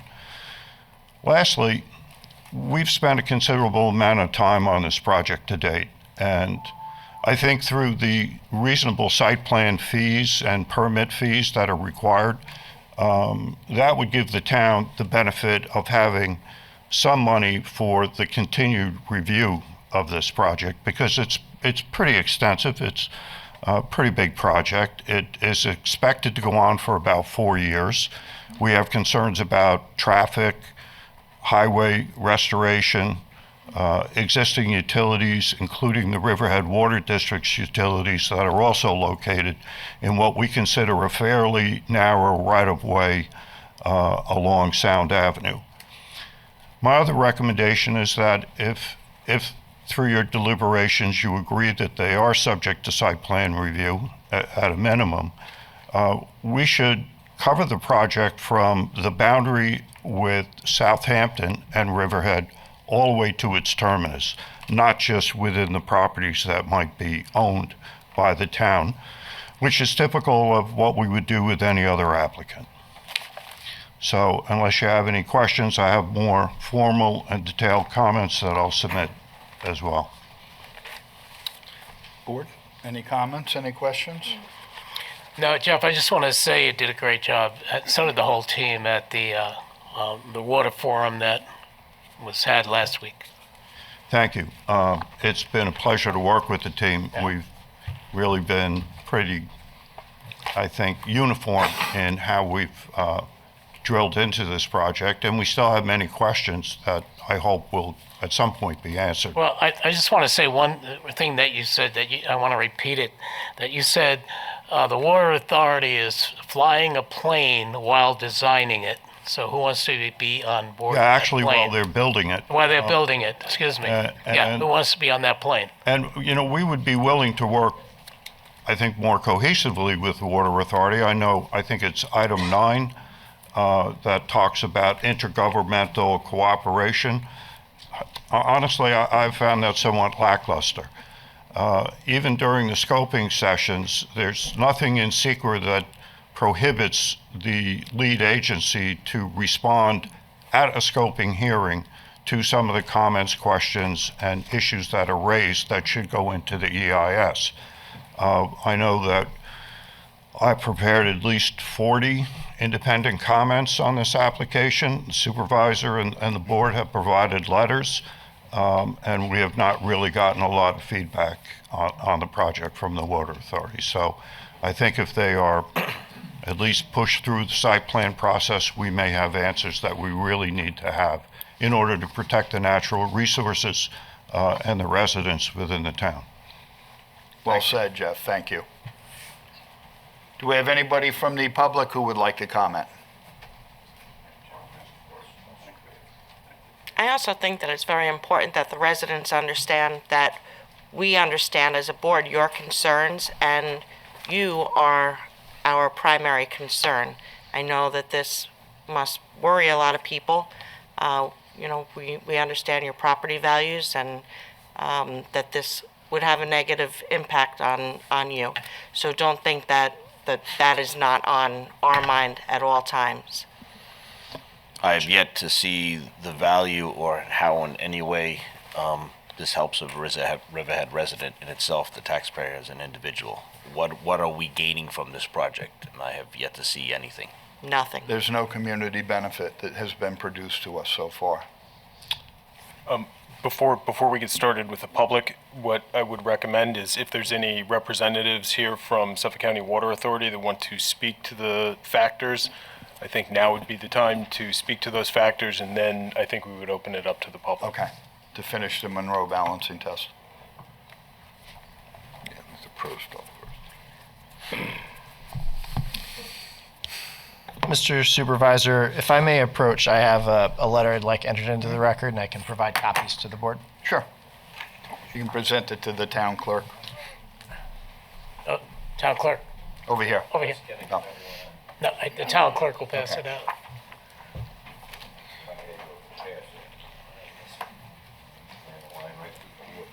The gatekeeper. Thank you. I forgot about you, Jim. Thanks, sir. This is ridiculous. Not been confirmed. Invite to the groundbreaking ceremony. Yeah, that's fine. The first line of paragraph 2 is a joke. My name is Brody Smith. I'm an attorney at Bond, Shinnick and King, and I represent the Suffolk County Water Authority for this project, specifically the North Fork Water Main Extension Project. There's really 3 things I want to talk about in my presentation today. We've given you a very detailed letter with a lot of information. I'm not going to read at you. I'm going to try to summarize the points in that letter as best I can and as efficiently as I can, since I know you have a long agenda tonight. By way of background, the 3 things that I'm going to talk about are, first, how important this project is. Secondly, how consistent it is with past procedure and past practices. And finally, my client's efforts to make this process as transparent as it can be, and what they plan to do going forward to improve that even more. So, by way of background, the Suffolk County Water Authority, SCWA, is the largest supplier of public water in Suffolk County. It's been operating under one entity or another going back to 1934. There's 1.3 million customers. They were created pursuant to the Public Authorities Law, Title IV, Article 5, to perform, and I quote, the essential government function of providing water to Suffolk County residents. So this system extends from Babylon to Southold. There's 586 wells, 242 pump stations, and over 6,000 miles of mains associated with the SCWA's system. This is what they do. This is their job all day, every day. They provide water to residents. Now, currently, Southold has 60 wells and more than 10,000 customers that are isolated from the rest of that system. There is no interconnection between the rest of the system and those customers. In addition, there's about 3,000 residents in Southold that are on private wells, so they don't have the opportunity to have public water. Right now, the demand in Southold varies widely during the course of the year. At the low ebb, it's about 1,800 gallons per minute during the winter months. But as you can imagine, during the summer, it spikes. It spikes to over 12,000 gallons per minute. And that requires the system to dip into reserves, meaning water is being consumed much faster, 3,000 gallons per minute faster than it can be pulled out with the existing wells. That is a problem. And the reason that's a problem, it's a problem from the point of view of public safety, public welfare. Imagine if any of these systems, any of these wells were compromised, there's an issue, you're dipping into a danger area there where the use is far outpacing the production. The other problem is something is I think something important to all of you as town representatives is fire safety. If you've got a system that is not keeping up with its use, the capacity creates the potential for there not being adequate water in the system to fight serious fires. So the solution, I think, is pretty clear, and that's what the project is to connect it to the rest of the SCWA system, specifically the South Shore Low Zone, or what it's called. And so then, if these systems are connected, they would benefit from the other hundreds of wells in the system, and there would be excess capacity that could be used instead of just relying on those 60 wells in Southold. Why not drop more wells in Southold?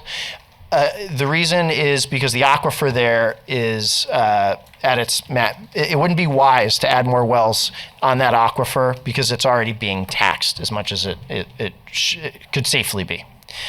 So that gets into the Monroe Doctrine factors that your attorney alluded to, which what the Monroe County case is all about is whether local regulations apply to certain projects by another jurisdiction. And the whole point of Monroe, if you wonder where this case comes from the 80s, is sometimes there's projects that are regionally important, right? And they need to be approached from a regional point of view. In Monroe County, they wanted to build an airport. And the decision was made by the court that we need to apply certain factors to determine whether or not a single town can block a region from having an airport. So there are obviously regional initiatives, regional planning priorities that sometimes take precedent over local land use regulations. So responding first to what Attorney Howard had said about the process up to this point, the DEC, he's correct. The DEC did designate the Water Authority as the lead agency. And you all deal with seeker all the time, so I'm not telling you anything I don't think you know. Somebody has to be the lead agency. You can't, when you have certain projects that require coordinated review, the DEC is the arbiter of who the lead agency will be. Now, the idea that the DEC has made a decision as to whether or not the town is interested or involved, well, that really has to do with, that's not true. That really has to do with whether or not there will be permits issued by the town. And so it's a little bit of circular reasoning there. If the Monroe Doctrine applies, that means that the Water Authority wouldn't have to obtain permits from the town. So that's what that issue will turn on. So I won't spend a lot of time on it here, but that's the factor. That's what we're talking about. So saying that it's interested or involved, that's really going to depend on the outcome of the Monroe Doctrine test. The planner said that more information is needed to understand the impacts. I'll get into this at the end, and I'll try to do this as efficiently as possible so there's no repetition, but we're in the middle of the scoping process in the seeker process right now. So the Water Authority has declared this to be a project with the potential for significant environmental impacts. And for that reason, they have imposed the requirement for them to prepare an environmental impact statement. Part of that process is a scoping process where they get input from people like the town, from individual residents, from everyone to better focus what it is they need to study, what information they need to develop, and therefore to really understand what the impacts will be, and then design mitigation to lessen those impacts. We're in that process now. So to say that there's not sufficient detail at this point is to say, well, you haven't finished a process that really is just beginning. And then finally, to respond to Mr. Seaman, some of the things that Mr. Seaman said, your consultant, one of his statements I think was very revealing. He said he views the Water Authority as any other developer. I mean, it clearly isn't. It is a public authority that is authorized by the state of New York to provide water to Suffolk County residents. It's just not a private developer. The planning board is not a regional planning. The town planning board is not a regional planning authority. Now, it's great work that the planning board does, and this is not to diminish at all their expertise and efforts. But this is a project that has impacts beyond the jurisdiction of the town and beyond just sort of the narrow application of the code. Getting into the Monroe factors. First factor is what is the nature of the Water Authority. Now, it is an independent public benefit corporation created under the laws of the state of New York, specifically the Public Authority Law. Its statutory mission is to provide water to residents to promote public health and fire safety in Suffolk County. And this project is obviously well within the scope of that authority. Right, we're proposing a water main project. So the first factor that you weigh in that test, clearly the Water Authority is an appropriate entity to undertake this type of project. Second factor, what is the kind of function or land use involved? And I mentioned this is the first theme that I mentioned before about consistency with prior practice. In the past, the town has not required the Water Authority to obtain local planning board approval, going back to 1992 and an interconnection between our systems. They didn't require it when over 5,500 square linear feet of main was constructed on Herrick and South Ave in the 2012-2013 timeframe. In fact, there's currently 7,000 feet of main in Riverhead that's owned by the Water Authority. In addition to that, if you think about the Manorville project, which is very recent, that's over 20,000 feet that was installed within the town by the Water Authority of water main in the Manorville area. Again, did not require planning board approval or local approvals. So that has been the relationship between the two entities, that has been the standard operating procedure for as long as anyone can remember, that local approval was not required when the water authority lays main in Riverhead. Counselor, all of those that you just mentioned provided benefit to the residents of the town of Riverhead. Yes. This 8-mile transmission line through our town disrupting our roads has no community benefit to us whatsoever. Those are two very different things. Now, I understand what you're saying, if that's sort of the difference from a political point of view in terms of making It's it a factual point of view. But sir. from Oh my God. It's a factual. That is factual. I agree with that. But my point is, from a legal point of view, one of the factors in the Monroe test is not whether a project specifically benefits some subset of a county or a specific neighborhood or anything like that. The factors that I'm laying out to you are the same factors that your attorney listed, and that's not one of them. So when I talk about consistency and the kind of function and the land use involved, this type of land use, water mains, specifically water mains from the water authority, has not been regulated by the town in the way that you're proposing to do it now. That's just true, but I understand the distinction you're trying to make there.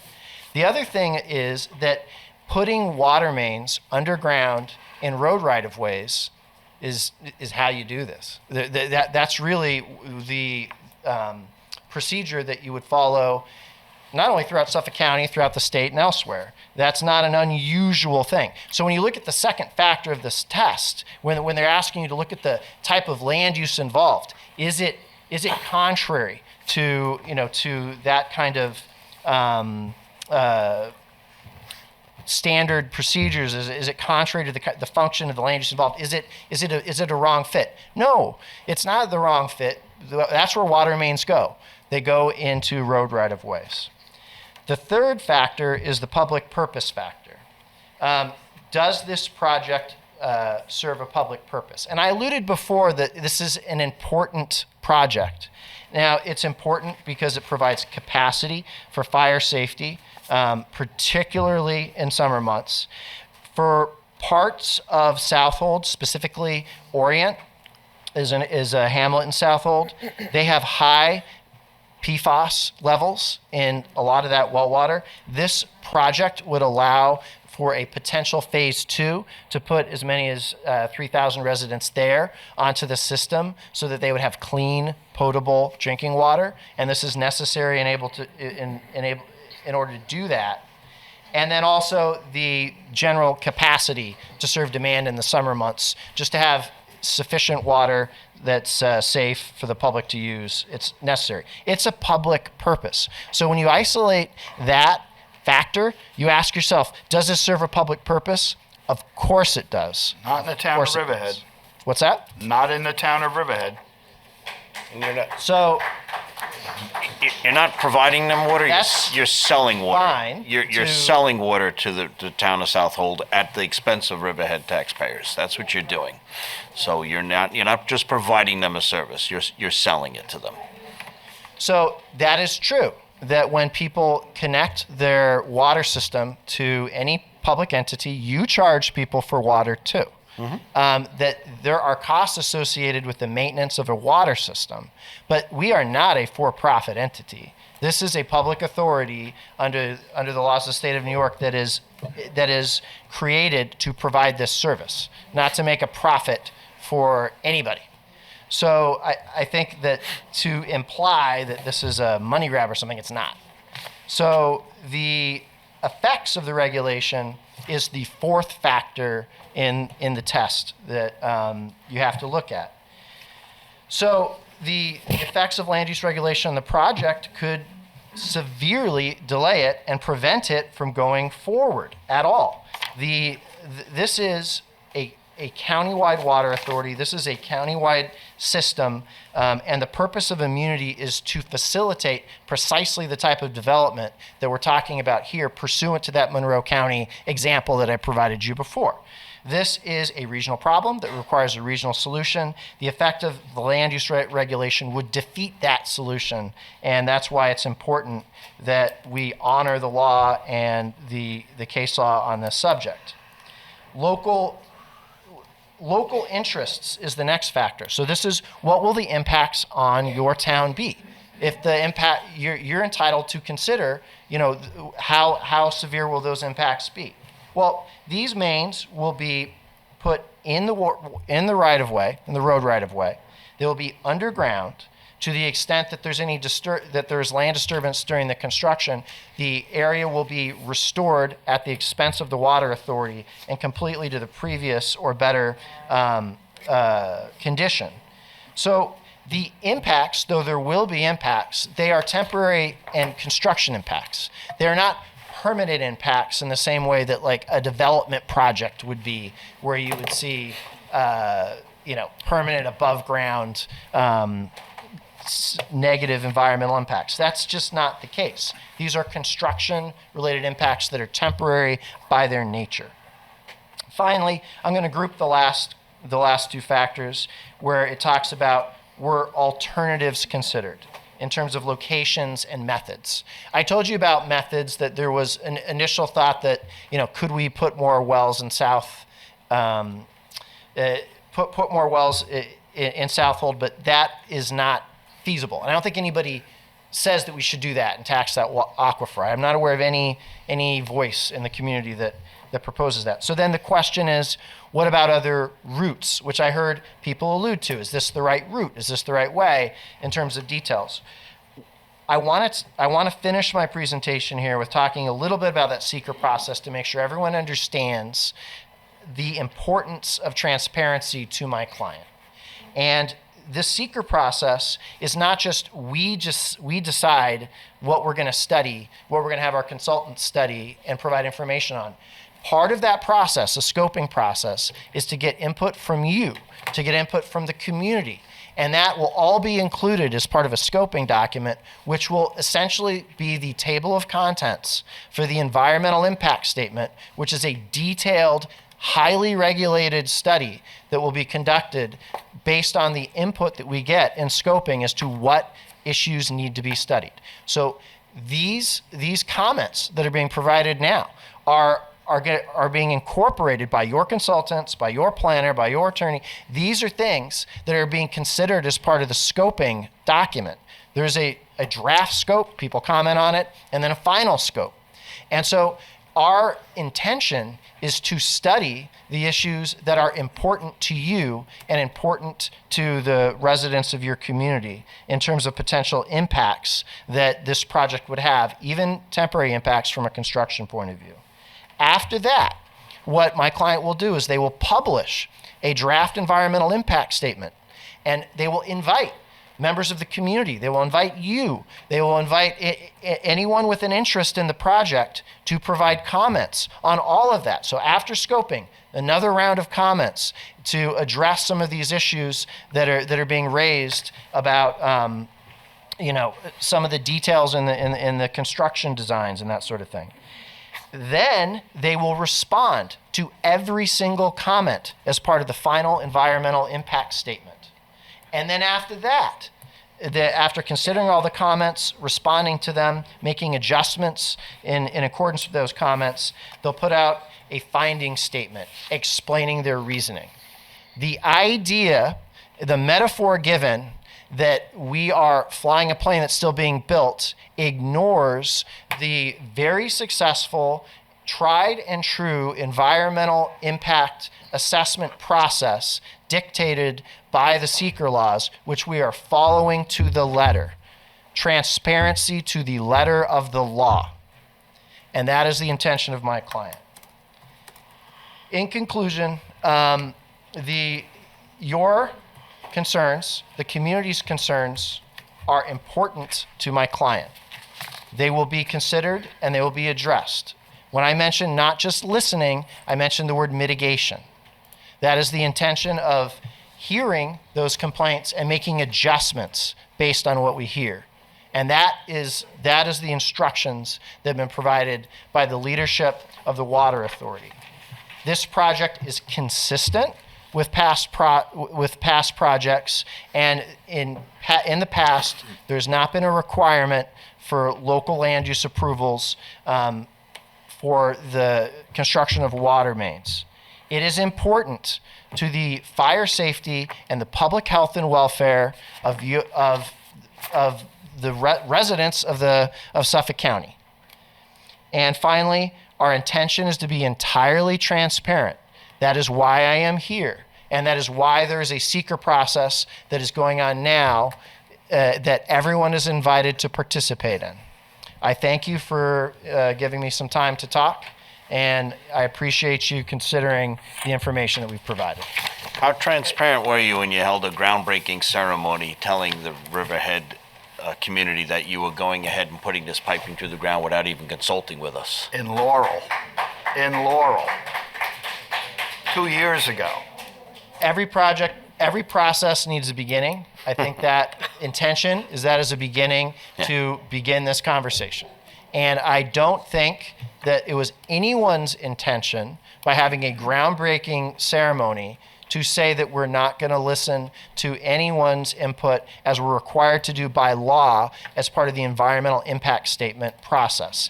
If you were correct that we didn't want to listen to people, then we wouldn't have paused-decked it and imposed the EIS process on the authority. Smells strongly of the fox in the hen house. You design it, you approve it, and you do it. And step all over Riverhead while doing it with no benefit to us whatsoever. And I appreciate your lesson on SECRA, but we're all pretty much up on SECRA around here. This doesn't cut it for the people in this town. So there's going to have to be some sit-downs with the Suffolk County Water Authority, and that's an open invitation to anyone there that wants to come out and meet with us, but I think we need to have some conversations. I think that's... I have a question. I think that sort of dialogue is important, and I'm sure my client wants to engage in that kind of dialogue with you, not just through the seeker process, but apart from it.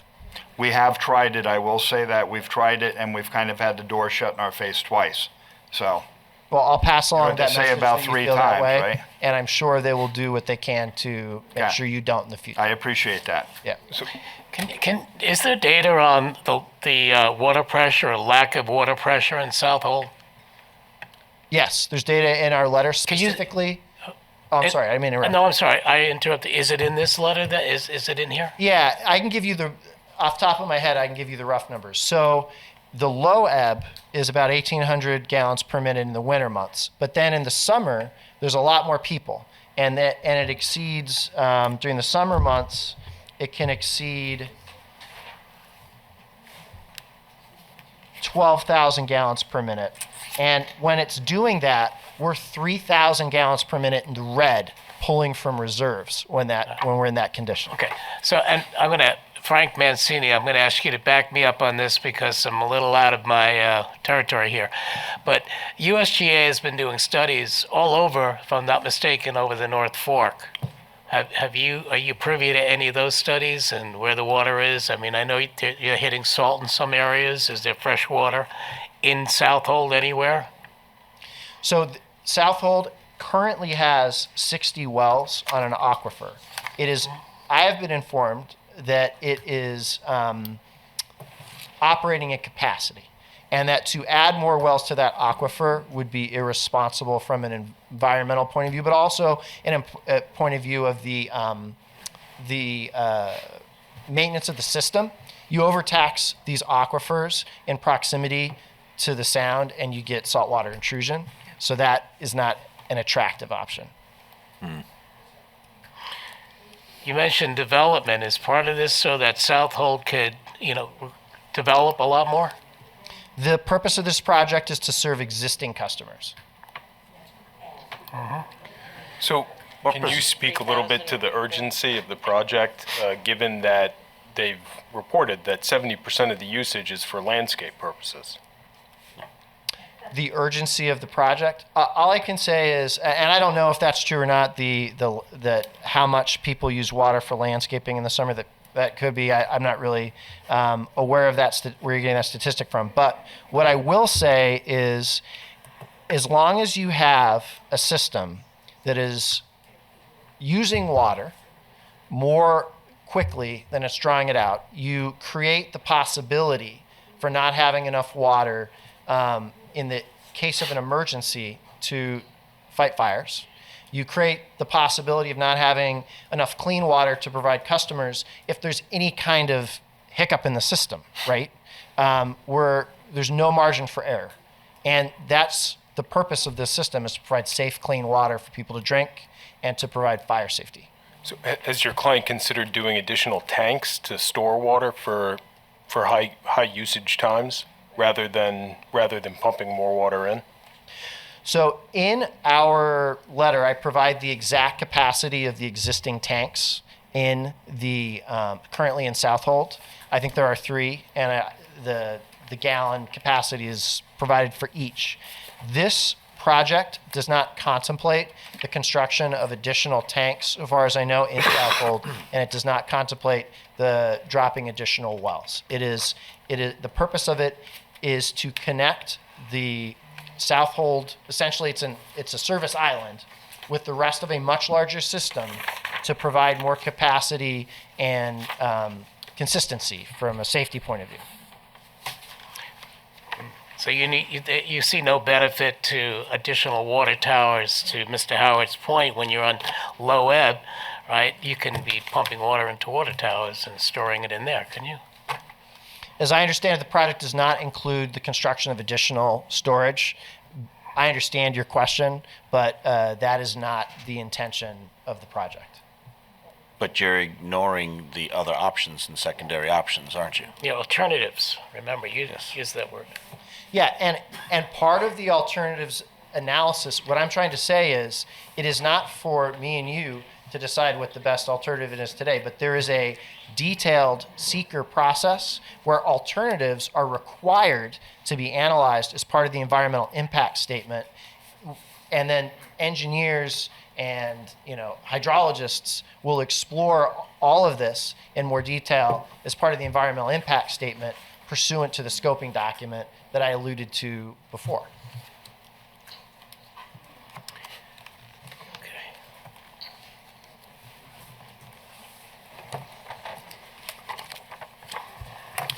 I think Southold needs to step up their conservation programs on their water, as Riverhead has done. We have been a leader in that over the past few years through our water district, and even in its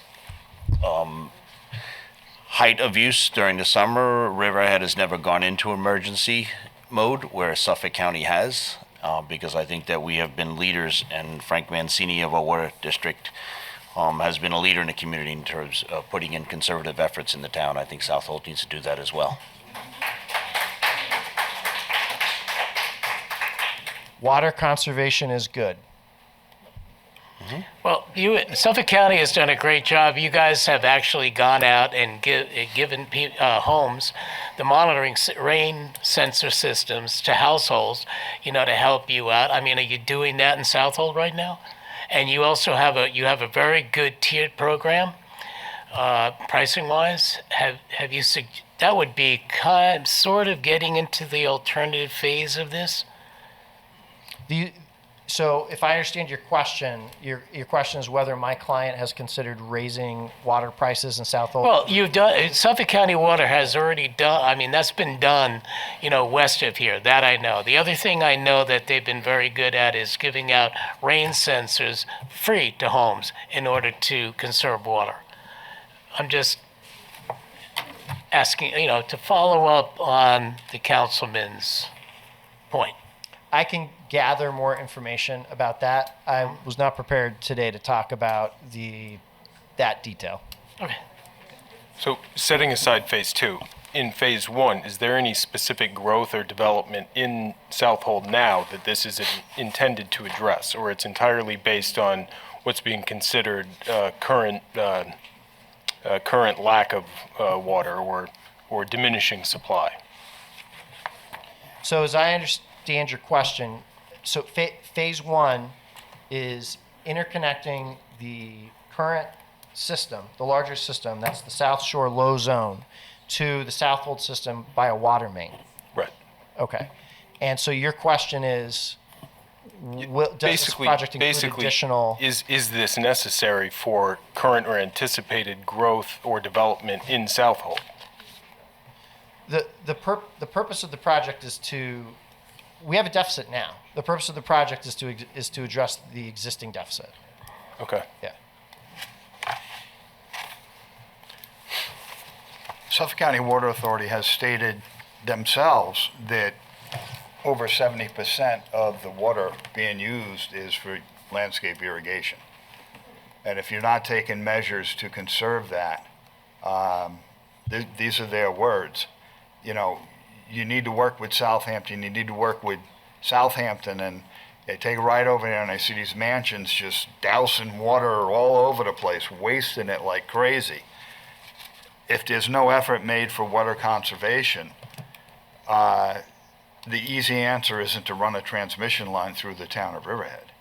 The answer should be work with these people, work with the residents on water conservation, provide them with rain gauges, and see if that can make a difference before you disrupt an entire town with this transmission line.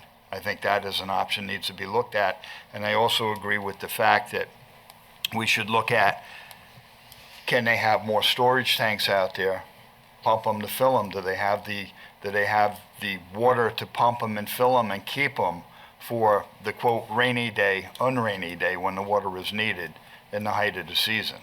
And I think that's another avenue that needs to be explored. It hasn't been answered sufficiently to me that has been explored enough to be a viable option instead of running a transmission line. All viable alternatives, including the things that you're saying, ought to be explored during the seeker process as part of the environmental impact statement. Well, also that the damage to the tourism industry in Riverhead be explored. Because we're talking about, probably a couple of $100 million with all the farms that we have and them using Sound Avenue. I'm just curious.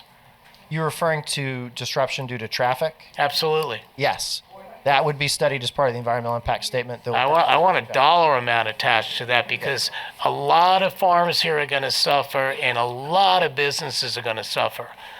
And I kind of know the number. I'd like you to get the number from Suffolk County, what that is, because it's excessive. Yeah, there's no doubt that traffic is a huge component of what's being studied. They're spending, the traffic is spending. And then also, it's not just there'll be traffic, end of discussion, then mitigation and procedures to try to minimize those impacts are a huge part of the environmental impact statement process. The problem is there's no other road for the residents to use along Sound Avenue in certain areas where this will be ripped up. There's no other access out to major roads. Yeah, that obviously needs to be studied. The Riverhead taxpayers have just invested money through our highway department and paid highway taxes and paved Sound Road more recently last year, creating a beautiful ride through the Riverhead. I've looked, quite honestly, with the work in which you've just done in Manorville, and you did patch jobs throughout the entire process of it, and those roads are in not good condition because of the water. Now, we advocated for water, and we needed water in there, but because it was a direct benefit to the taxpayers here and in the town to have clean drinking water in there. But the way the conditions of the road, by all means, if that's the way you intend to leave, our Sound Avenue corridor and the east end of the town, I think that's it's a major problem. We just invested in that road and finished it, and it's beautiful now. And to allow you to come in and tear it up and to destroy it and leave it in the same manner that you did in Manorville would be quite unfair and unjust to the taxpayers that paid to do that road recently. Yeah, that's a valid concern that ought to be, number one, studied, but number two, the intention of the Water Authority is to return the road to the same or better condition that it was prior. To the extent that that didn't happen elsewhere, that's a different problem that I will take back to them. But the intention in this project is not to leave you with worse roads than you had before. The intention is to restore them. Have you considered following the rail? This way, it's less intrusive. You're not really dealing with, too many roads. You're just dealing with the railroad crossings. The MTA would probably fight you twice or 10 times harder than we will, but I'm just wondering if you've considered that. That is an appropriate comment for the scoping that should be, that could be studied as one of the potential alternatives.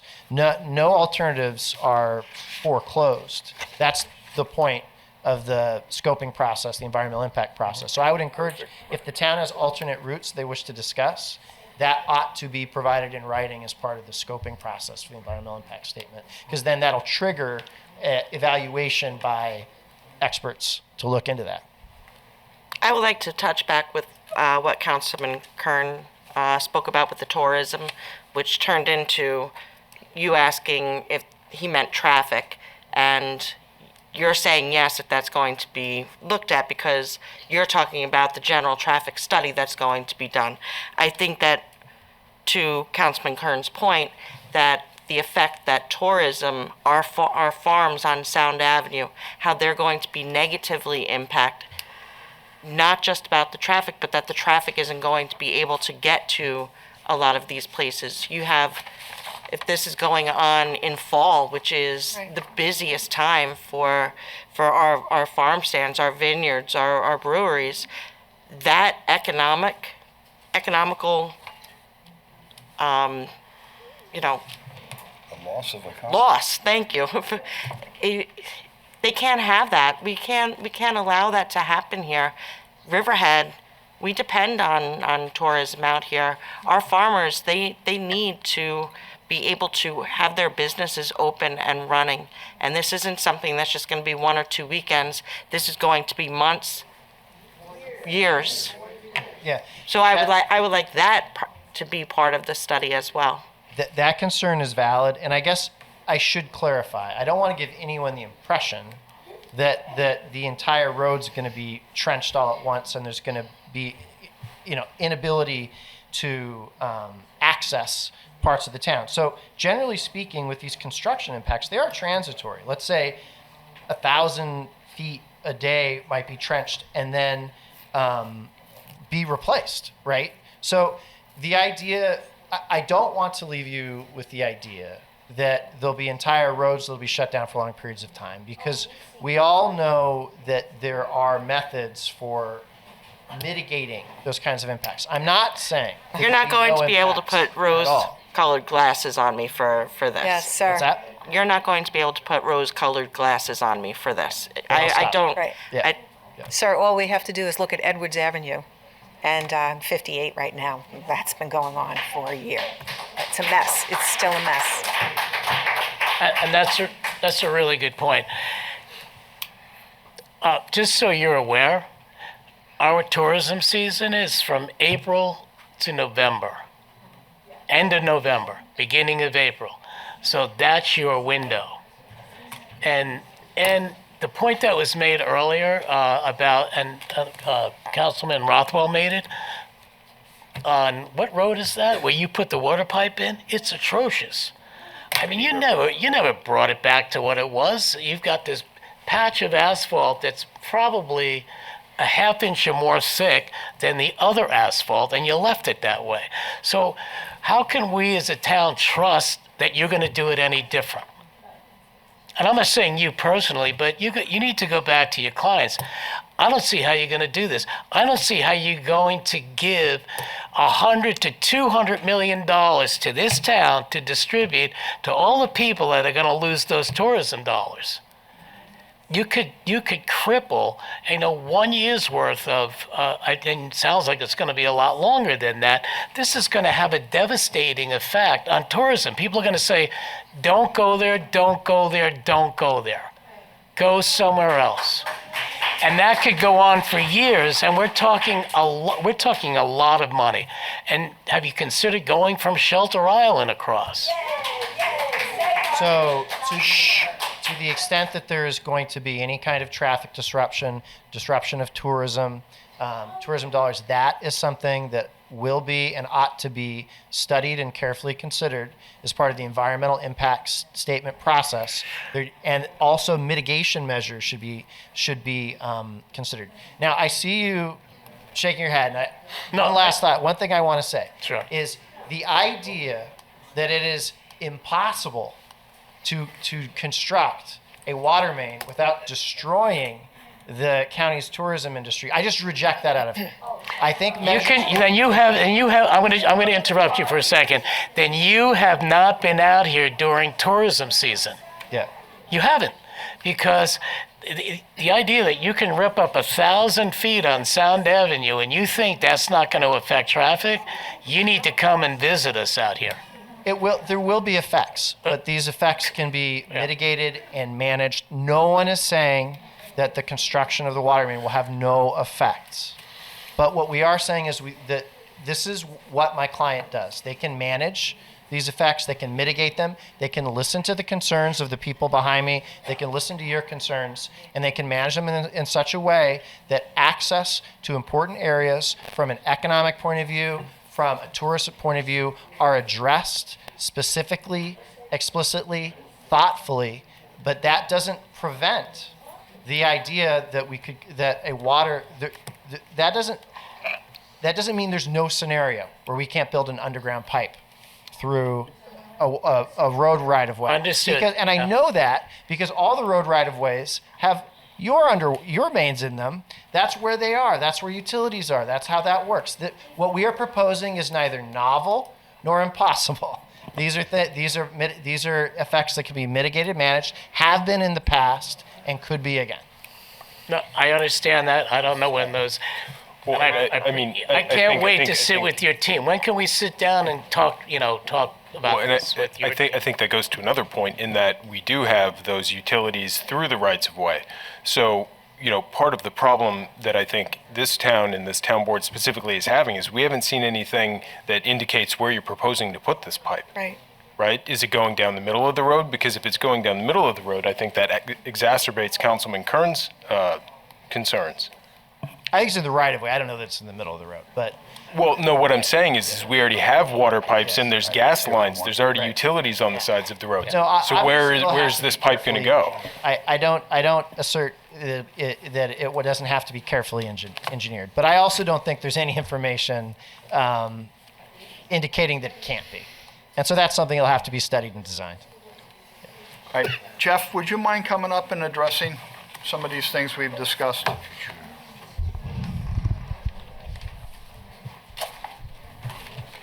So, just a few points. Just too many people talking.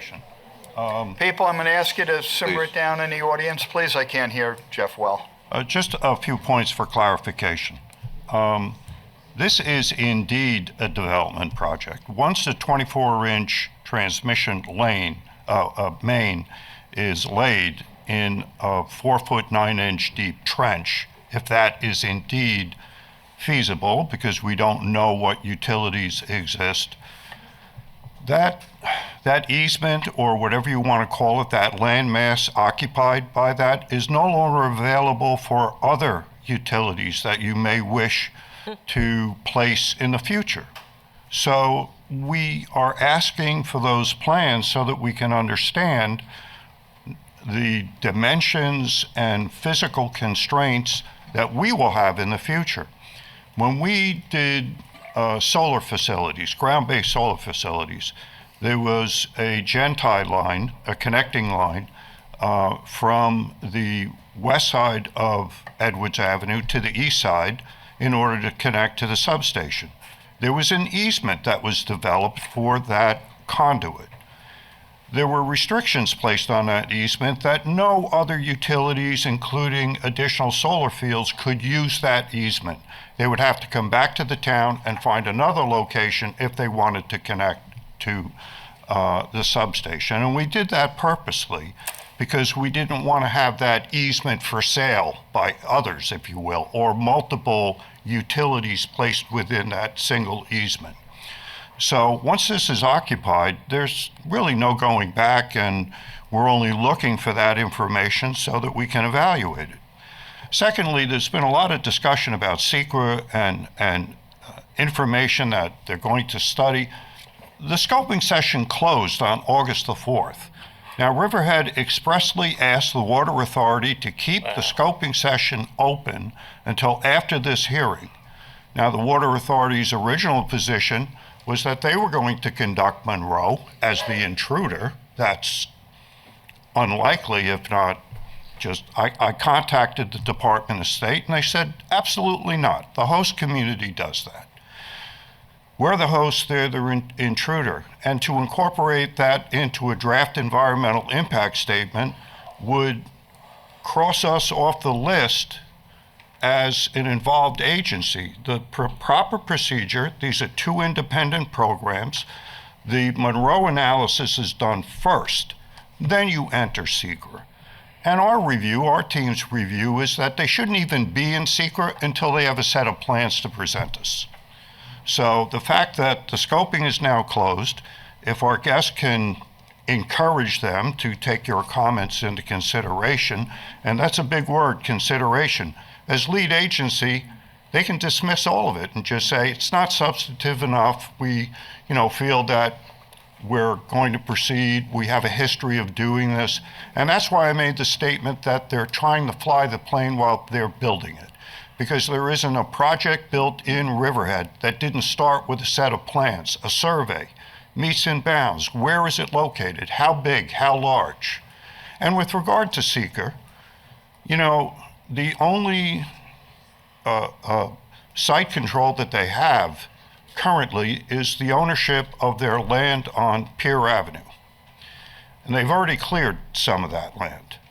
Now, when you're in a SECR review, any physical disturbance within the project area is not permitted unless it is expressly granted for investigative purposes, putting in a test well, putting in soil borings, etc. But even under those circumstances, you come back to the municipality and advise them that that's what you have to do under SECR. Well, the only information they have presented us to date as to the clearing in their environmental assessment form is for the construction of the building. So that would be considered clearing without any permission. Now, that may be a small thing, and maybe they have a reason for having done it. I don't know. But that is why some local control, I think, is very important to protect the resources. And lastly, I know this is sort of a crazy statement, but we're in a historic corridor along Sound Avenue. Every one of those buildings could be on fire, and we would be low pressure in that area, and not a drop of this 6,000 gallon per minute transmission main, not a drop of that water could be used even in an emergency within Riverhead. So I don't know, what's the benefit? Zero. Thank you. Tim, scoping session is already closed. Right. You may want to. Hi, I'm Frank Mancini, the superintendent of the Riverhead Water District, which I might add is older than Suffolk County Water. We started in 1914, and we proudly still exist. I would never diminish the Water Authority, would never talk poorly about another water supplier, because I understand the challenge of providing public water. It really is a heavy responsibility. Supply on the east end in Southold is very much like the the eastern half of Riverhead, where we utilize relatively small wells, shallow in depth compared to the larger wells we use in the rest of Suffolk County. The utilization of storage tanks to meet that peak demand is not unusual.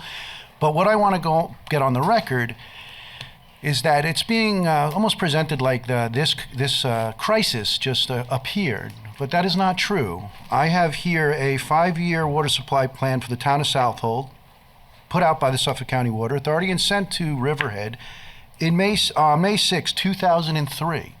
So this need was identified. In fact, they have about 5 different paths of the main here, and they knew that they needed this in 2003. So my question is, why hasn't, where's the last 20 years? There could have been tremendous dialogue working with not only Riverhead but the town of Southold to mitigate all these concerns. It shouldn't have come to this crisis point.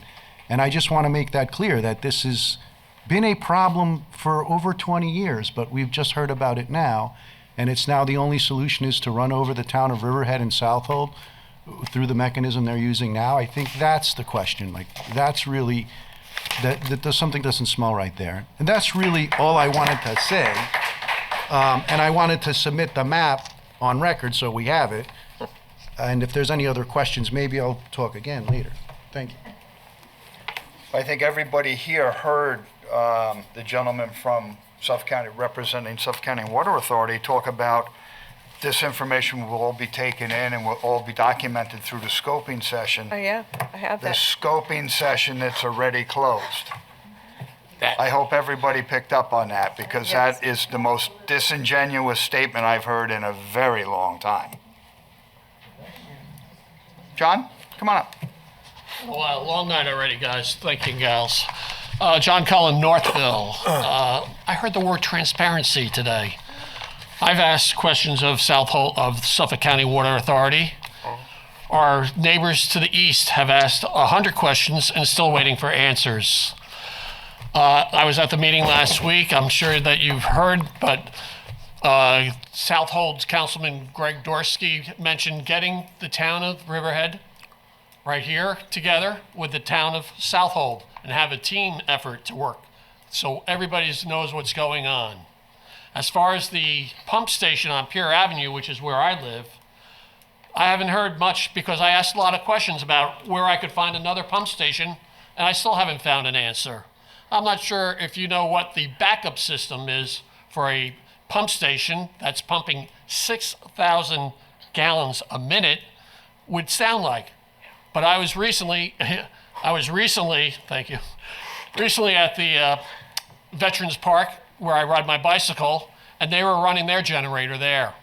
And I can tell you it was louder than a Harley Davidson with cut-off pipes underneath the bridge. It was howling. We have neighbors that are 100 yards away from there, and I don't think anyone would like to hear anything like that. We have a storm brewing right now out in the Atlantic Ocean. If that had made a turn to the west, it would pummel us, and that generator would be running for days. We know what it's like when a big storm comes through. People in Nassau County were out for over 2 weeks without electricity during Sandy that didn't even hit the island. But I'm part of the as I said earlier, it would be great if the two teams worked together. And I mean, Southold and Riverhead, that you're all together with this if a meeting were to happen. I mentioned this last week, obviously, Eric. And one other thing, let's not forget about Southold when it comes to losing money during this construction. You're mentioning Riverhead losing $100 million. There's only one way to Southold, and that's going through Riverhead. Our friends in Riverhead, Al Krupski and Greg Dorsky, I'm sure they're worried about this. Let's work together. This is a no-win situation for our town. I don't see it. I just hope that it gets pushed back a couple of years until things can be done properly. Let's not rush it. Thank you. Thanks, John. Just ask him, I want to follow up on what you just said. Counselor for Suffolk County Water, can I just ask you one question? Can you come up? You said there was going to be a scoping period, and now, but the scoping period closed on August 4th. Are you opening that up again? So there were 3 public scoping sessions. Over 100 people participated, including town employees and your consultant. So what I mean is that I know excuse me, but I was at one of them, and I know we were told we cannot ask questions at those, just, which was not too well. But go ahead, I'm sorry. So the point is to hear these questions, right, and to have those comments, those ideas, those alternatives listed and to be incorporated in the scoping document. So the way that it works is we had those 3 public hearings. We had everybody come, tell us everything you're thinking, and then we take those comments and a final scoping document will be generated. After that final scoping document is generated, there will then eventually be a DEIS and another chance for public hearings. There'll be at least 3 more public hearings as part of the EIS process where there'll be comments on the DEIS. It is, there has been a lot of public hearings. There will be more public hearings. There will be more opportunities for people to comment. Okay. To address the question about the clearing, it's my understanding the clearing was done to do test pits for an ecological study. It wasn't part of the construction process. And then the questions about the SCWA's water conservation, they do support, you alluded to before, SCWA does have aggressive water conservation programs, and they do support the Southold sprinkler code, which I think is trying to address some of what you're saying.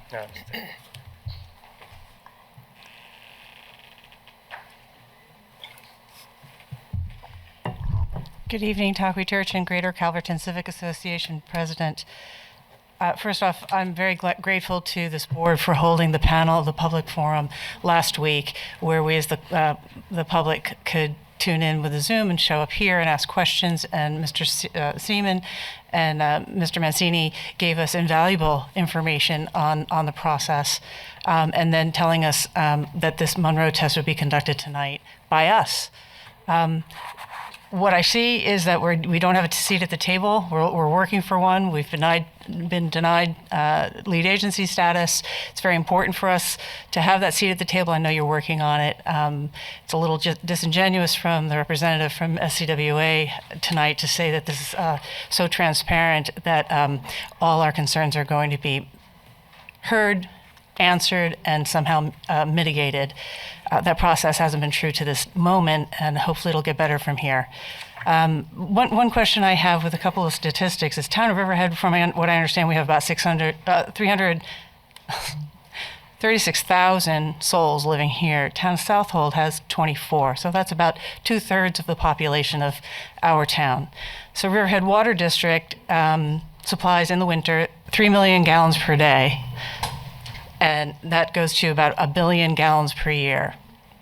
Southold consumes about 2 million gallons per day. This new supply pipeline proposes 8.6 million gallons per day. So if you're not doing the math in your head, it should leave a very gaping hole that hasn't been answered. Who's this water going to? It's a 24-inch water main, so, I describe it like having, a barrel like this, and water is going through, that much water is going through that vessel. It's 8 miles in our town that's not serving us because we have our own responsible Riverhead Water District. And I'm very grateful for the expertise and the accessibility of our superintendent, Frank Mancini, who answers to this board and can disagree with you and feel safe in his job. Not so much the same thing with Suffolk County Water Authority, who is an independent private entity who was formed in, I think it was 1940, according to what Frank gave us as information at the panel last week. And they answer to, the people who work for them answer to that board, but that board changes. That they're not elected, they're appointed by the legislature.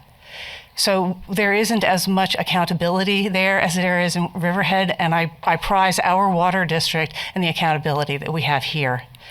In asking the question, who is this water going to, it's also disingenuous for the representative from Suffolk County Water Authority to tell us that this is a two-phase project. We haven't entered seeker, right? But when you enter seeker, you're supposed to show the entire project. If you break it into two pieces like that, it's called segmentation. Can't do that. So a little bit more homework needs to be done on the part of this project lead and who they send to represent them. No shade on the rest of the information that he provided that was factual, but I'm finding that there were very unresearched answers given to us, and I think we deserve a better answer. To your point, Ms. Turgeon, it actually even says in their in the papers they provide us on page 4, nevertheless, referring to their phase 2, this route will be analyzed among other alternative routes as part of an environmental review. So they don't even know what their phase 2 is going to look like. Correct, and that's phase 2 from what I understand. The water stops in Southold. The people who really need this water are not in Southold. They're in Orient and East Marion. This water will not get to them. The water also is coming from the Pine Barrens, from a water supply well. To my understanding, it's about 1,200 feet deep. It's very deep. Whereas wells that we use privately are in the hundreds, 200, 300, maybe up to 600 feet.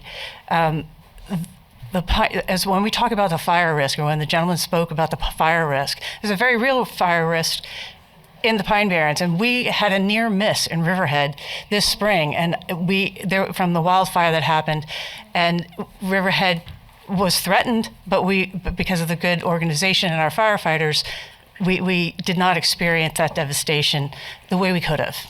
When you put pressure on that system, where are the wells being drilled in the Pine Barrens to answer the fire call there? That's first and foremost. The conservation measures that are being taken or offered to be taken or under advisement or the conversation can continue exist in Southold, and Southold has come and spoken to us last week. Supervisor Krupski and Councilman Dorosky came and spoke to us that they want to work with us. And uppermost on their minds, I've spoken with them, is conservation. They've passed some measures in their town for that, in that vein, and they can continue. Studies suggest seniors to play this game.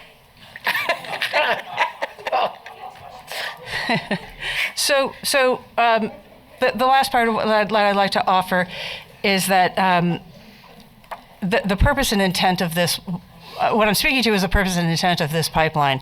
I haven't even spoken to the fact that we don't get any benefits, which is what this balancing test is clearly revealing to us. What's not being said tonight.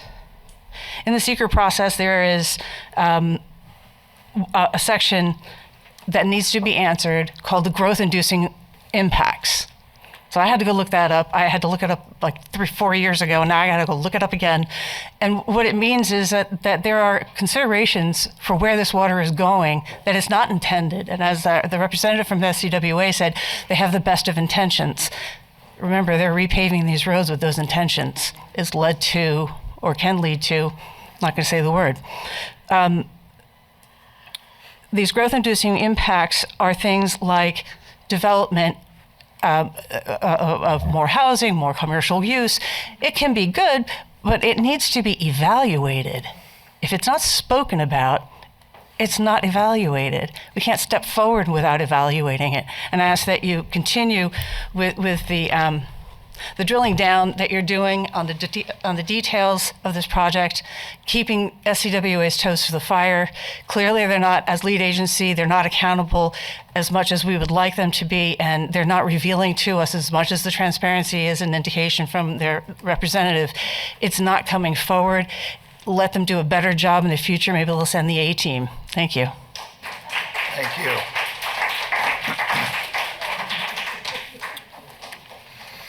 We have 2 people online. Let's take one of those.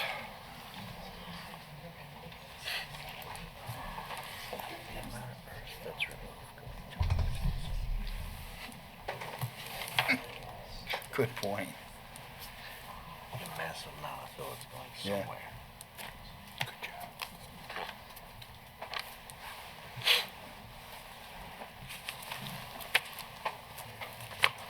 Karen, can you hear us? Yes, I can hear you. Can you hear me? We can hear you. Okay. You can't see me, but I don't know why that is. All right. I called in last week at the initial meeting we had made public to about it. And there we go. Okay. I'd just like to thank all the people that came up tonight, especially to the board for taking such a firm stand about this issue, which has been kind of slipped under the, I don't know what, they used to slip things over the transom when they wanted to give you some information that maybe you didn't really have to know. But I think we have to keep fighting for this. The map that they gave us, which doesn't show anything about which side of Sound Avenue or the other roads are going to be done, that looked like it was drawn up on a cocktail napkin, you know, after hours someplace. So I really want to commend the board. So many people have spoken much more eloquently and with more facts and figures, but I echo their sentiments, and we have to keep fighting. Karen, can I just get you to state your name, please? We didn't get your name in. Karen Lee, Northville. Okay, thank you. Thank you. One more online?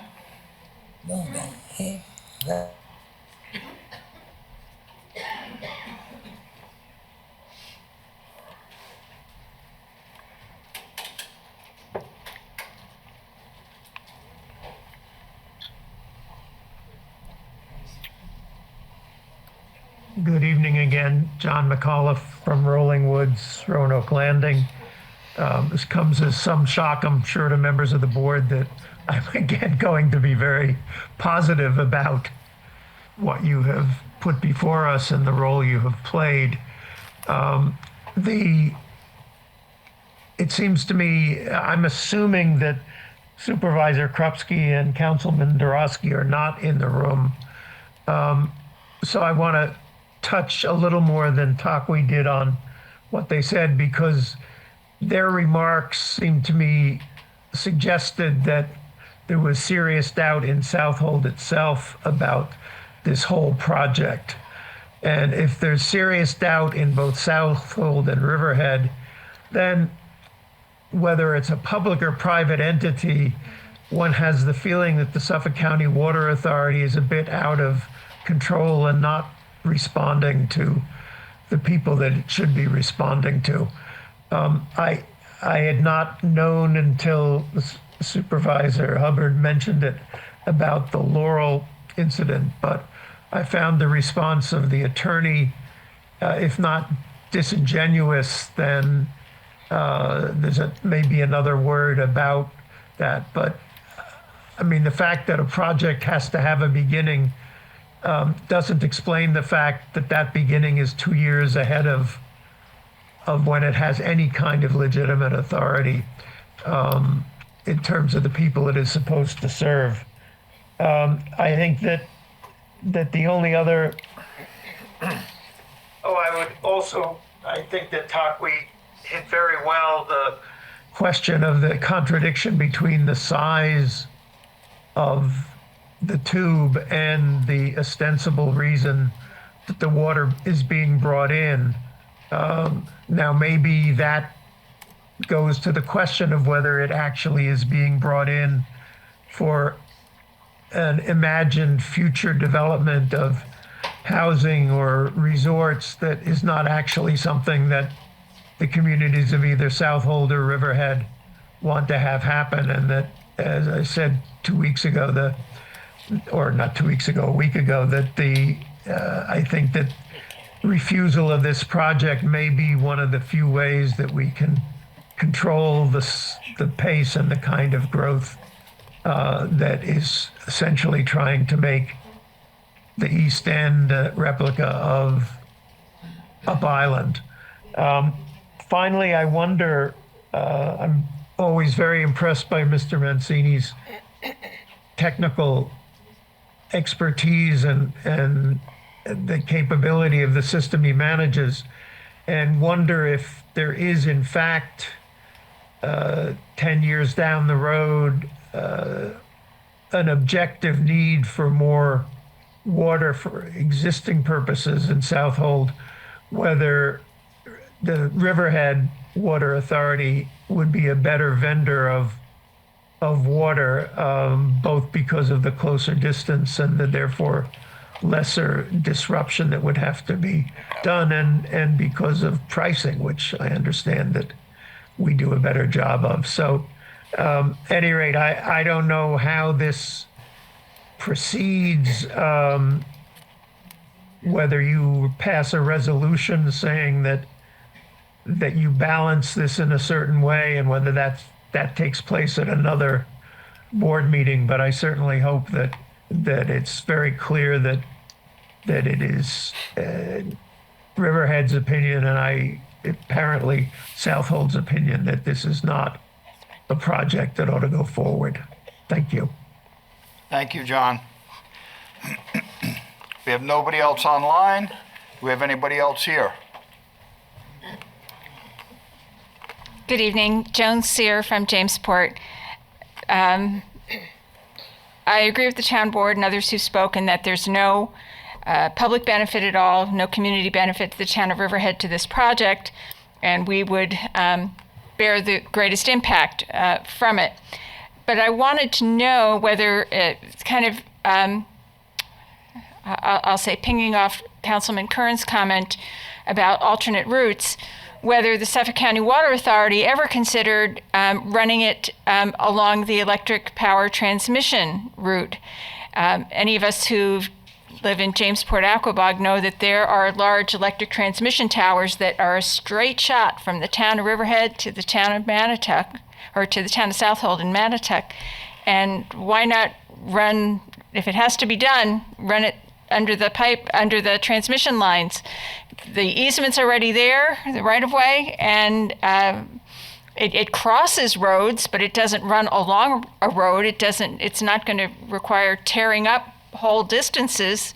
So as much as I don't support the project, and I agree with others that said that this is, well, they didn't say this, I'll say it, it's a money grab, and it will spark further development in Southold, which Southold does not seem to want. But if the day comes when this is absolutely necessary, why not run it along that transmission line easement, and it'll be much less disruptive, I think, to the community overall. Thank you. Thank you, Joan. Excellent.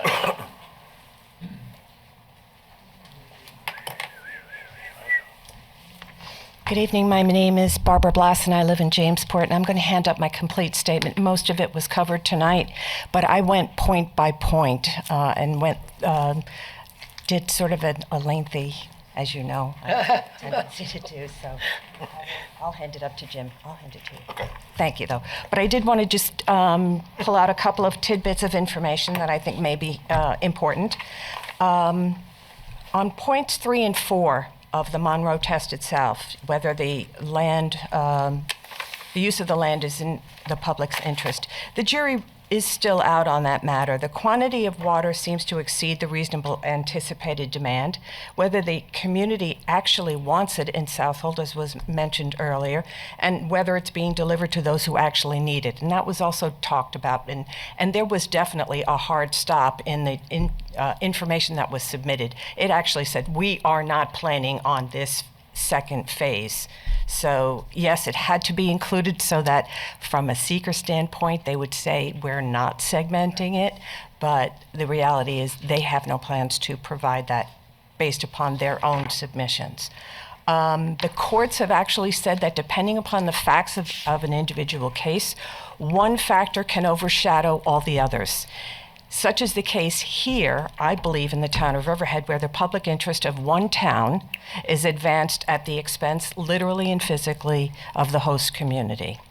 So I think that's also important. And by the way, when we talk about public interest and regional, benefits and all that, Riverhead has a history of solving regional problems on behalf of other entities, and this is just another one, I guess, that's put out there to lay a little guilt trip, perhaps, or I'm not sure what. I don't know. As far as intergovernmental relations participation is concerned, has there been meaningful collaboration between the authority and Riverhead? From my vantage point as a resident, the answer is a resounding no. There was no application. There's no pre-submission conference, no public work session. Wouldn't that have been the courteous, the responsible thing to do? Whether you have to do it or not is not the point. The point is you're coming into a community, and to a large extent, have a public work session. Why was it the town of Riverhead that had a public forum to explain to its community? Not everybody even understands that, I don't want to say they don't understand, but didn't have the ability to go to a scoping session. That could be very daunting for some people. The idea of coming to a work session would have been in their best interest, and at least at this point, people would have understood the fact that you're talking about trenching in the town of Riverhead. You're talking about up to 10 feet wide area of disturbance that could impact private property owners. I mean, there's so much about this that we don't know, but I'll cut right just to the last point, and that is on balance, it's my opinion after going through the exercise that the balance test, the balancing test, the scales. See what happens when I try to wing it. I am so not good at that.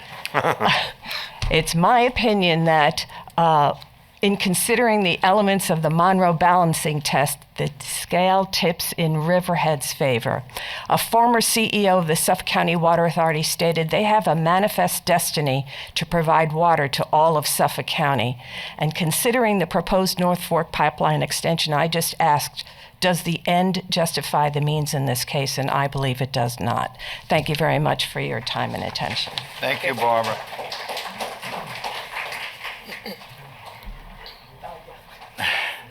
To your point, Ms. Blass, I just want to point out that in the letter that was submitted to us by Ms. Bennett, she chastises the town for not inviting them to the forum. Yet, to your point, they never came to any work session to talk to us about it. Thank you.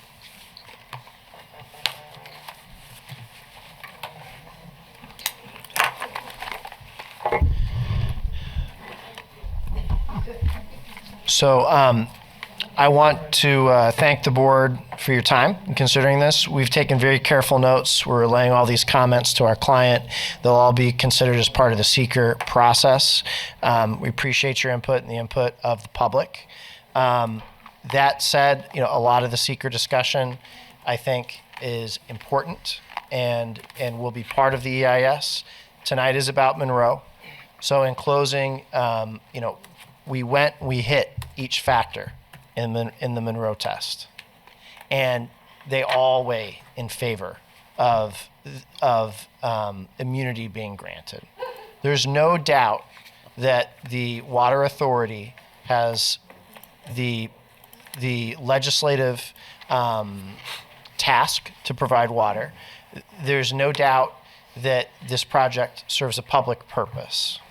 When you weigh those factors, I would encourage you to apply the law and weigh those factors as they're written, and come down on the side of immunity. But again, all these discussions of seeker and the other impacts will absolutely be conveyed to my client. We appreciate them. We understand that they're important, and we thank you for those comments. I'm just curious. You said seeker was done. You were finished with it. Scoping. Seeker's not. Yeah. Oh, I'm sorry. Scope. Yeah, no. I'm Yeah, scoping seeker's the was State done. Environmental Quality Review Excuse me. Act. Yeah, so. Okay, do we have anybody else who would like to comment on this matter before we put it to rest? Lost his thing. Nobody online? Okay. We will, I'll ask for a motion to close this public hearing, but keep it open for written comment till August 29th. Can I have a motion? So moved. Seconded. Okay, all in favor? Aye. All opposed? Okay, it is closed but open for written comment. Now, the good news is, no, there is no good news. We have 3 more public hearings yet. So we're going to move on to public hearing number 6. And this is an amendment of Chapter 289, Vehicle Traffic and Parking, and it will be with Councilor Pilo. I just want to commend the supervisor's positive attitude. He had this scheduled for 6:10. Scheduled for 6:10, it is now 8:57. Good evening. Good evening. To the board and the public. Oh, Victoria, microphone. Sorry, I'm not quite as tall There you as go. the last. So this is to raise the fines associated with Chapter 289-10. That's for overweight vehicles that are traveling on roads that cannot support the weight. I just want to make it clear that this is just for overweight vehicles. It is not for any of your standard parking tickets. Those will remain at your $50 for fire lane parking, things like that. And the no parking handicap will remain at $280. This is just for overweight vehicles traveling on roads that cannot support their weight. It was previously up to $100. We're asking that that fine schedule be raised to $500 to match the times and the fact that it hasn't been raised in quite some time. And the cost of repair work on the road. Correct. Yes, all the fines associated that were discussed at the work session. Updating these fines to 2025 Yes. times. Yep. Much needed. Yep. Board, any comments? No. Any questions? Good job. Yeah. My comment. Comment, public comments, anybody here? Nobody online, I see. Okay, we will close this public hearing and keep it open again till August 29th. Can I have a motion to close the public hearing? So moved. Second. All in favor? Aye. All opposed? Public hearing is closed, but open for written comment till August 29th. We are moving on to public hearing number 7, and it's amendment to Chapter 231, and it's regarding fire prevention. And Councilor Pilo, it's you again. Thank you. So this is in similar fashion. We're just And it refreshing. is 8:59, I'm sorry. Thank you. So this is in similar fashion. We're just refreshing the fines to reflect the hard work that the fire marshals do, and all of the, and also to reflect the seriousness of the violations. It was also discussed at work session a couple of weeks ago. Again, updates have been needed for a long time. I appreciate the work put into these. Board, do you have any comments or questions? No. Nope. Thank you, Victoria, for following up on all these fines. No problem. Public, any comments? Nobody online? Okay. We will close this public hearing and keep it open till August 29th. Can I have a motion to close the public hearing on fire prevention? So moved. Do I have a second? All in favor? Aye. All opposed? Okay, the public hearing is closed, but open for written comment. And it is now 9 o'clock, and we have a public hearing number 8 scheduled for Article 1, noise, and that will be with Councilor Howard. All right, thank you, Supervisor. This is code amendment addresses 2 sections of Chapter 251. Section 1, we're adding a definition for physical noise or emission barrier. And when we get to the next section, Section 251-5, that reason for that definition will be made clear. So we're doing an amendment. We're taking out. There was some weird language in here relative to standing motor vehicles that said you couldn't have a standing motor vehicle for a period longer than 10 minutes in any hour. So we're getting rid of that any hour, and it's just going to be 10 consecutive minutes. And it's under 2 conditions that would be prohibited. If the noise that's being created is audible within 300 feet of a residential property boundary between 8 o'clock at night and 7 o'clock the next morning, or if the noise is audibly crossing into a residential property at any time when the sound source is a commercial vehicle with refrigerator equipment or auxiliary power units, and there is no physical noise or emission barrier that exists between the sound source site and the residential use. And so that takes us up to our definition, which is essentially just means a wall or some other fence, berm, that's been approved through building and or planning or as part of a site plan application that specifically contemplates mitigating noise going from one commercial property to a residential property. Okay. Like it. Board, any comments, questions? No. Nope. Public? Nobody online? Okay. Again, we're going to close this public hearing, keep it open till August 29th for written comment. And can I have a motion to close the public hearing on noise? So moved. Can I get a second? No. Second. Okay. All in favor? Aye. All opposed? Okay, that public hearing is now closed. We're now moving on to comments on resolutions. These will be comments on any of the resolutions before us tonight. We have a heap of them.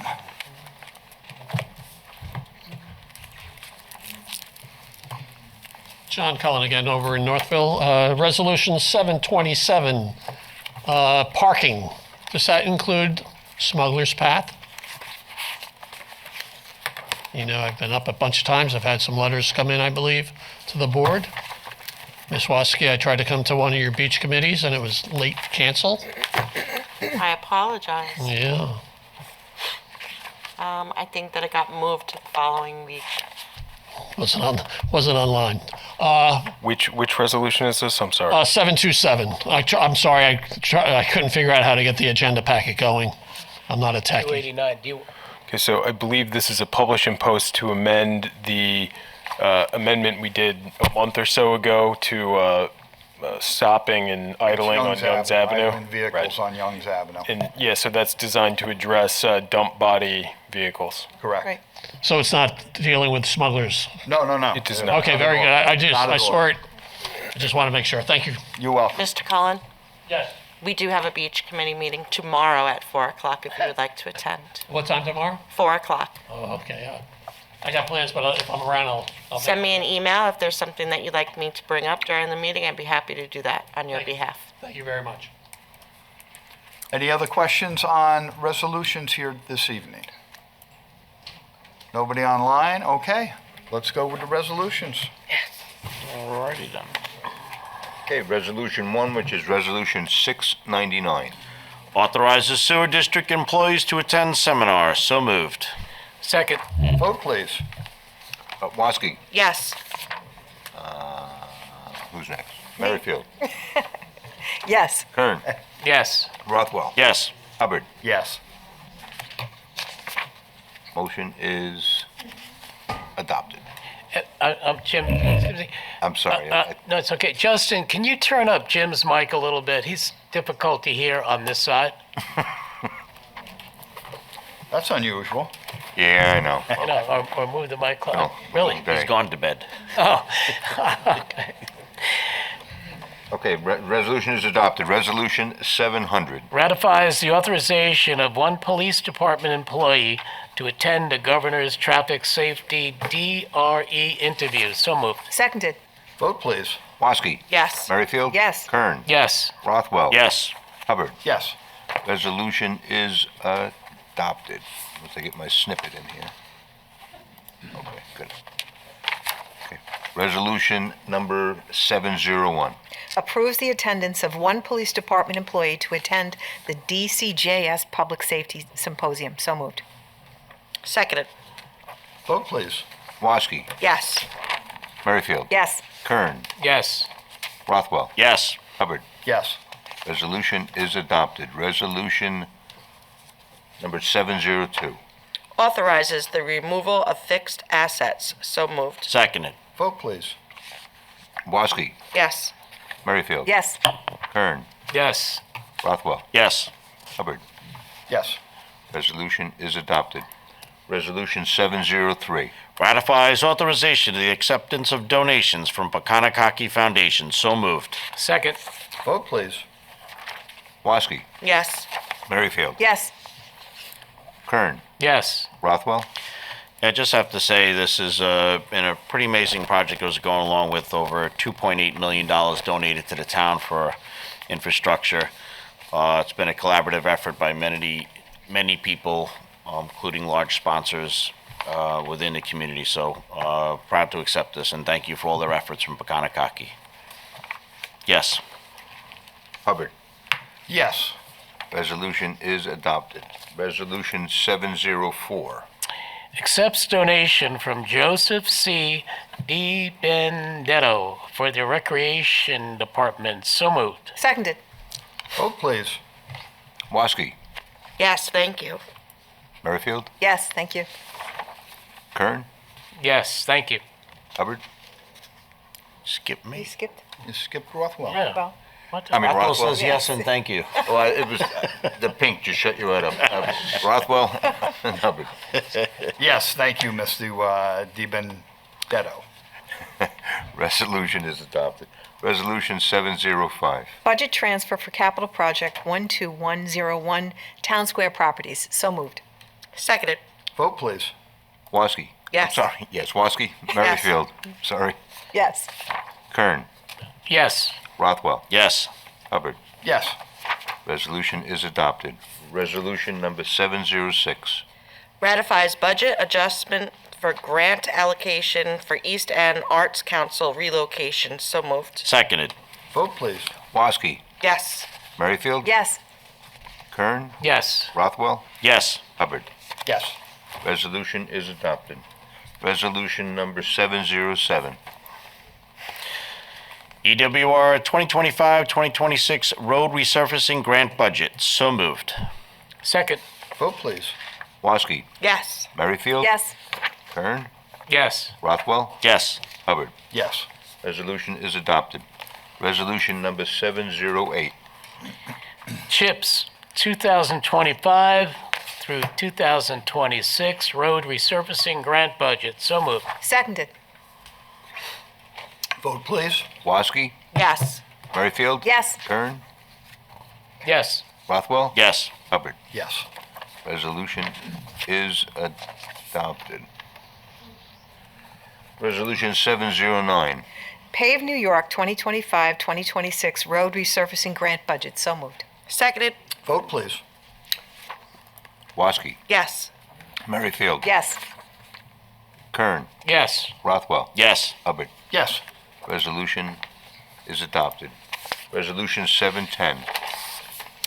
POP New York 2025-2026 road resurfacing grant budget. So moved. Seconded. Vote, please. Woski. Yes. Merrifield. Yes. Kern. Yes. Rothwell. Yes. Hubbard. Yes. Resolution is adopted. Resolution 711. Acceptance of youth mentoring sports grants. So moved. Second. Vote, please. Woski. Yes. Merrifield. Yes. Kern. Yes. Rothwell. Yes. Hubbard. Yes. Resolution is adopted. Resolution 712. Amends Resolution 2025-651. So moved. Seconded.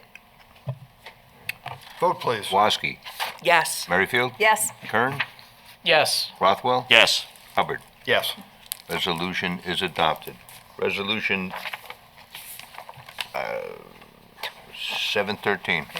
Amends Resolution 2025-653. So moved. Seconded. Vote, please.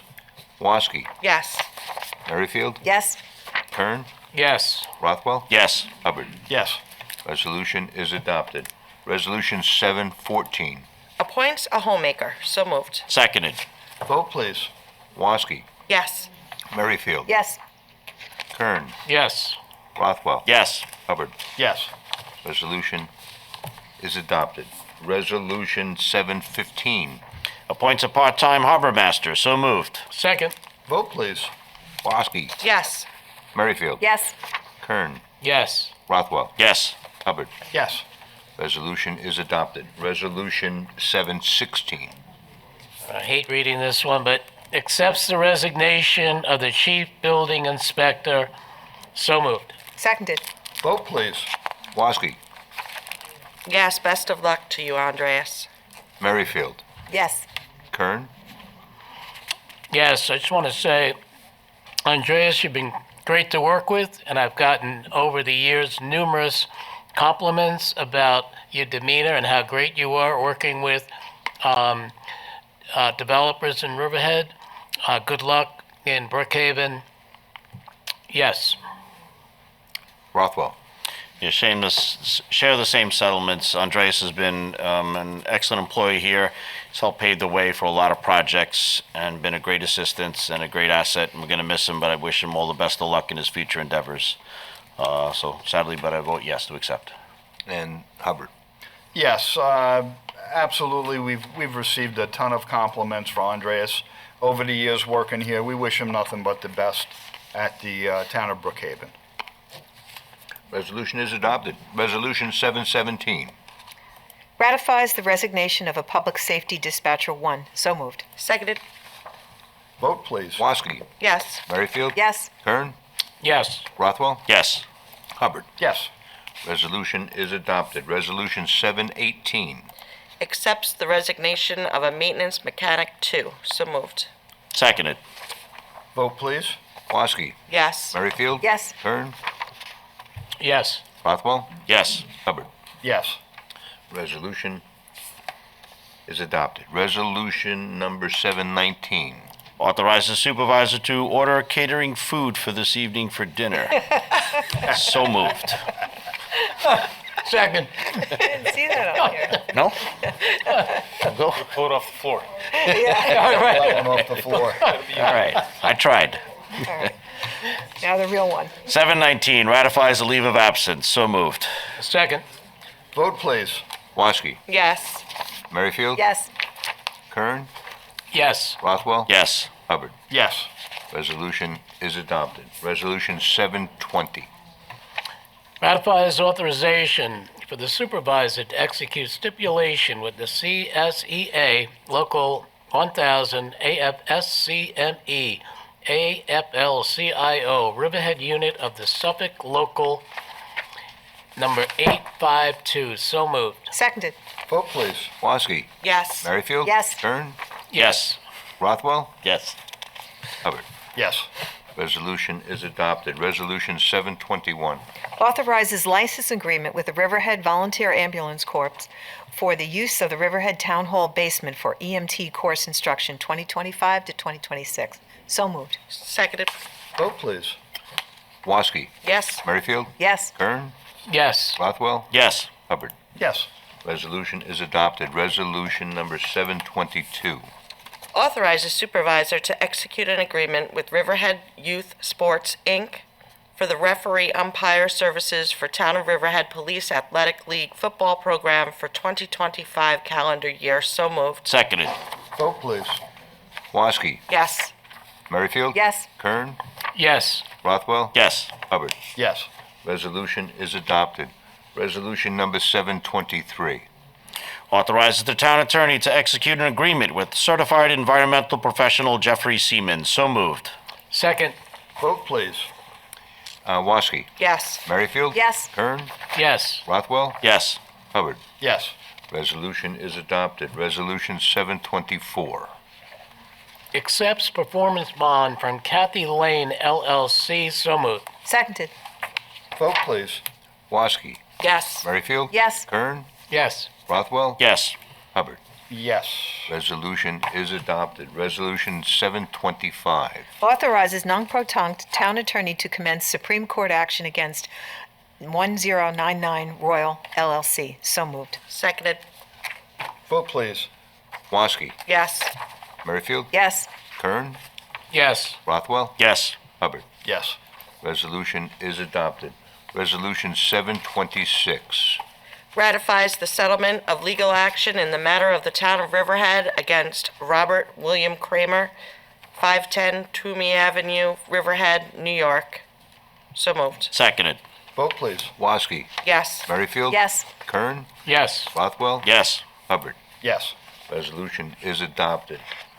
Resolution number 727. Authorizes town clerk to publish and post public notice to consider a local law to amend Chapter 289 of the Riverhead Town Code titled Vehicles, Traffic, and Parking Regulations, Article 4, Parking, Standing, and Stopping. So moved. Second. Vote, please. Okay, I'm sorry. I fell asleep. Woski? Yes. Merrifield? Yes. Kern? Yes. Rothwell? Yes. Hubbard? Yes. Resolution is adopted. Resolution 728. Authorizes town clerk to publish and post public notice to consider a local law to amend Chapter 213 of the Riverhead Town Code titled Bicycles and Electric Scooters, Article 1, Bicycles. So moved. Seconded. Vote, please. Woski? Yes. Merrifield? Yes. Kern? Yes. Rothwell? Yes. Hubbard? Yes. Resolution is adopted. Resolution 729. Authorizes the town clerk to publish and post public notice to consider a local law to amend Chapter 213 of the Riverhead Town Code entitled Bicycles and Electric Scooters, Article 2, Electric Scooters. So moved. Seconded. Vote, please. Woski? Yes. Merrifield? Yes. Kern? Yes. Rothwell? Yes. Hubbard? Yes. Resolution is adopted. Resolution 730. Authorizes town clerk to publish and post public notice to consider a local law to amend Chapter 289 of the Riverhead Town Code titled Vehicles, Traffic, and Parking Regulations, Article 1, Terminology. So moved. Seconded.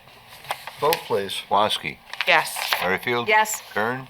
Yes. Rothwell? Yes. Hubbard? Yes. Resolution is adopted. Resolution 731. Authorizes the town clerk to publish and post notice to bidders for polymer mixing system for the Riverhead Sewer District. So moved. Second. Vote, please. Woski? Yes. Merrifield? Yes. Kern? Yes. Rothwell? Yes. Hubbard? Yes. Resolution is adopted. Resolution 732. Authorizes the town clerk to publish and post notice to bidders for replacement of large meters for the Riverhead Water District. So moved. Seconded. Vote, please. Woski. Yes. Merrifield. Yes. Kern. Yes. Rothwell. Yes. Hubbard. Yes. Resolution is adopted. Resolution 733. Authorizes the town clerk to publish and post notice to bidders for CVE US New York Riverhead 215 LLC Riverhead Landfill Water Main Extension. So moved. Second. Vote, please. Woski. Yes. Merrifield. Yes. Kern. Yes. Rothwell. Yes. Tim. Hubbard. Yes. Resolution is adopted. Resolution 734. Authorizes the town clerk to publish and post notice to bidders for disposal of town-generated construction and demolition materials. So moved. Seconded. Vote, please. Woski. Yes. Merrifield. Yes. Kern. Oh, yes. Rothwell. Yes. Hubbard. Yes. Resolution is adopted. Resolution 735. Authorize the town clerk to publish and post notice to bidders for Dow Flake Extra, 83 to 87% calcium chloride or equal. So moved. Second. Vote, please. Woski. Yes. Merrifield. Yes. Kern. Awards bid for sludge cake removal and disposal. So moved. How about you just vote on the one? Yeah. Oh, sorry. Where are we? Leave it at that. Just shout out yes. Just say yes. Yes. Rothwell. Yes. Hubbard. Yes. Resolution is adopted. Resolution 736. Nezha, let's take. But I think you owe a resolution to Woski. I know, I do. I know. You want to read this one? Okay. Awards bid for sludge cake removal and disposal. So moved. Seconded. Vote, please. Woski. Yes. Merrifield. Yes. Kern. Yes. You sure? Rothwell. Yes. Hubbard. Yes. Resolution is adopted. Resolution number 737. Awards bid for police uniform items. So moved. Seconded. Vote, please. Woski. Yes. Merrifield. Yes. Kern. Yes. Rothwell. Yes. Hubbard. Yes. Resolution is adopted. Resolution number 738. Did you want to read this one too? Awards bid for fertilizer and lawn chemicals. So moved. Seconded. Vote, please. Woski. Yes. Merrifield. Yes. Kern. Yes. Rothwell. Yes. Hubbard. Yes. Resolution is adopted. Resolution 739. Awards bid for grit screen waste removal and disposal. So moved. Second.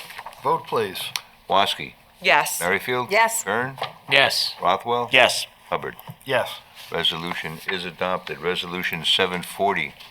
Awards bid for liquid sludge removal and disposal. So moved. Seconded. Vote, please. Woski. Yes. Merrifield. Yes. Kern. Yes. Rothwell. Yes. Hubbard. Yes. Resolution is adopted. Resolution 741. Awards bid for 2025 annual construction contract. So moved. Seconded. Vote, please. Woski. Yes. Merrifield. Yes. Kern. Yes. Rothwell. Yes. Hubbard. Yes. Resolution is adopted. Resolution 742. Awards rebid for 2025 annual procurement contract. So moved. Seconded. Vote, please. Woski. Yes. Merrifield. Yes. Kern. Yes. Rothwell. Yes. Hubbard. Yes. Resolution is adopted. Resolution 743. Ratifies extension of bid for replacement of large meters. So moved. Second. Vote, please. Woski. Yes. Merrifield. Yes. Kern. Yes. Rothwell. Yes. Hubbard. Yes. Resolution is adopted. Resolution 744. Ratifies designation of alcohol service vendors to serve alcohol at the Polish Hall Festival 2025. So moved. Seconded. Vote, please. Woski. Yes. Merrifield. Yes. Kern. Yes. Rothwell. Yes. Hubbard. Yes. Resolution is adopted. Resolution 745. Approve special event Chapter 255 application for Riverhead Athletic Club, Riverhead Athletic Club 5K race. So moved. Second. Vote, please. Woski. Yes. Merrifield. Yes. Kern. Yes. Rothwell. Yes. Hubbard. Yes. Resolution is adopted. Resolution 746. Approve special event Chapter 255 application for Fine Fair Supermarket Customer Appreciation Day. So moved. Seconded. Vote, please. Woski, Yes. Merrifield. Yes. Kern, Yes. Rothwell. Yes. Hubbard. Yes.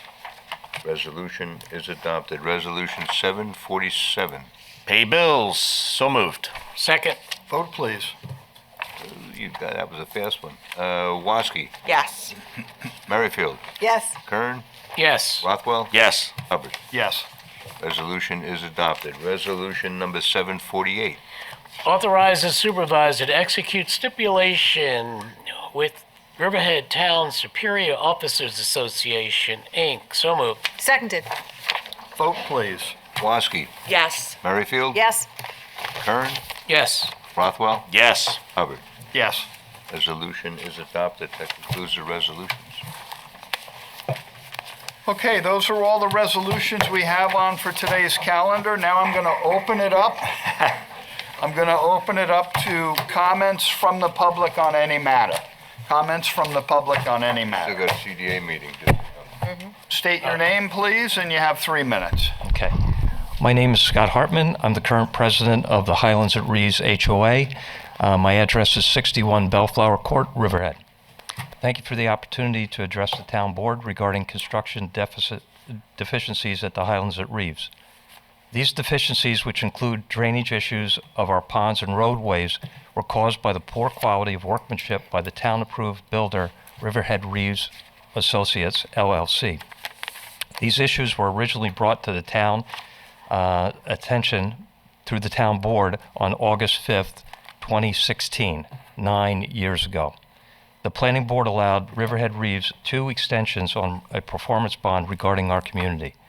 The second and final extension of the $843,000 performance bond expired on June 4th, 2017. The planning board's agenda on June 1st, 2017 included a resolution to call in the performance bond. However, that never occurred. On July 2017, a major rainfall event created dangerous flooding conditions at the Highlands at Reeves, and in particular on 1 street, Starflower Row. 3 engineer firms hired by the Highlands at Reeves found numerous deviations from the original town-approved site plan and identified major design flaws that caused the flooding. In September of 2022, the HOA board filed a lawsuit against Riverhead Reeves Associates, Beechwood Associates, and their subcontractors to remediate all the deficiencies. On July 8th, 2025, 3 residents met with the town officials to request a status update of the performance bond currently held by the town since 2017. We were asked to formally put our request in writing, which we did on July 9th. On July 11th, Ms. Hurley, Deputy Town Attorney, sent a letter to Riverhead Reeves Attorney, Mr. Perrone, regarding the performance bond and requested what steps will be taken to remedy the deficiencies noted in a report from the town's engineering consultant. That was the Rayner company, the Rayner Group company. As per the letter, Riverhead Reeves was given 2 weeks to respond, or the town would take necessary steps to call the performance bond. Mr. Perrone responded to the town on July 16th and stated that he was in settlement negotiations with the Highlands at Reeves attorneys. On July 22nd, the HOA board received a letter from Ms. Hurley confirming that, in light of the current pending lawsuit, the town would not be calling in a performance bond at this time. The truth of the matter is that the settlement negotiations with Riverhead Reeves, which just began a few months ago, not 9 years ago, have been laughable, insulting, and nowhere near the estimated cost to remedy the noted deficiencies. These deficiencies at the Highlands at Reeves have never been addressed by the builder and have progressively gotten worse. Previous town administrations did not fully address these infrastructure issues and deviations from the original town-approved site plan. I ask on behalf of the homeowners of the Highlands at Reeves, many who have waited out the entire meeting to stay here. I ask that on behalf of your constituents that this town board support us and keep the pressure on Riverhead Reeves to remedy these issues. Thank you very much. And at this point, I'd like to present to the town council a copy of my statement and a timeline of the dates and all the correspondence that have taken place over these 9 years, so you can see, you know, there's different people here. I'm sure that many of you were not even part of the board at that particular time, but I'd like to present these to you. Thank you, and also thank you for your comments and the seriousness that you took involving the Suffolk County Water Authority issue, and also the cannabis dispensary. I think all of us here have learned quite a bit about the Water Authority and cannabis dispensaries. You've learned not to come back on a night we have 8 public hearings. Well, yeah, I'm sure my neighbors are not going to be too happy sitting here this long. But we appreciate you waiting through all this. Yes, and I making your appreciate point them known. waiting also. Thank you very much. I appreciate you. You're listening welcome. to me. Thank you. Thank you.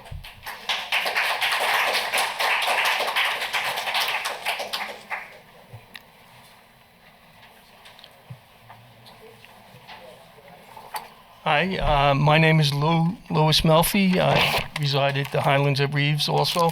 As a follow-up to our HOA president, I would like to know, what's the process for calling in a performance bond? I'll turn that over to the town attorney. Well, first, we would have our engineer recommend it. I don't know that we're at that point yet. Inasmuch as there's a pending lawsuit, I think that I would want to speak to the town board in executive session as to whether and under what circumstances we would take that action, because there would be consequences for it. So I think the board needs benefit of counsel before getting to that point. I just hope the residents realize that this is a long time for you, but this is new to us. So that's why, just give us a little bit to review. I'd like to just add a follow-up question of my kind of own. I'd like to know how the town gave or granted the COs for the community when in fact all these deficiencies existed. I don't know. I wasn't part of that process at all. So there was. We will have to find that Right. answer out So, for you. typically how it works is there's a subdivision application. It gets reviewed by the planning board. It gets granted. It gets filed with the county. Then there's plans that are submitted, and building permit will be issued. And from there, the development goes through the process that was presented to the planning board, and ultimately the individual structures get inspected by the building department, and assuming they conform with whatever the plans were that were submitted, they would receive COs. Okay, so my understanding is, since none of you were here at the time, you will look into this, though. Correct. All right. Yes. All right, thank you. Thank you.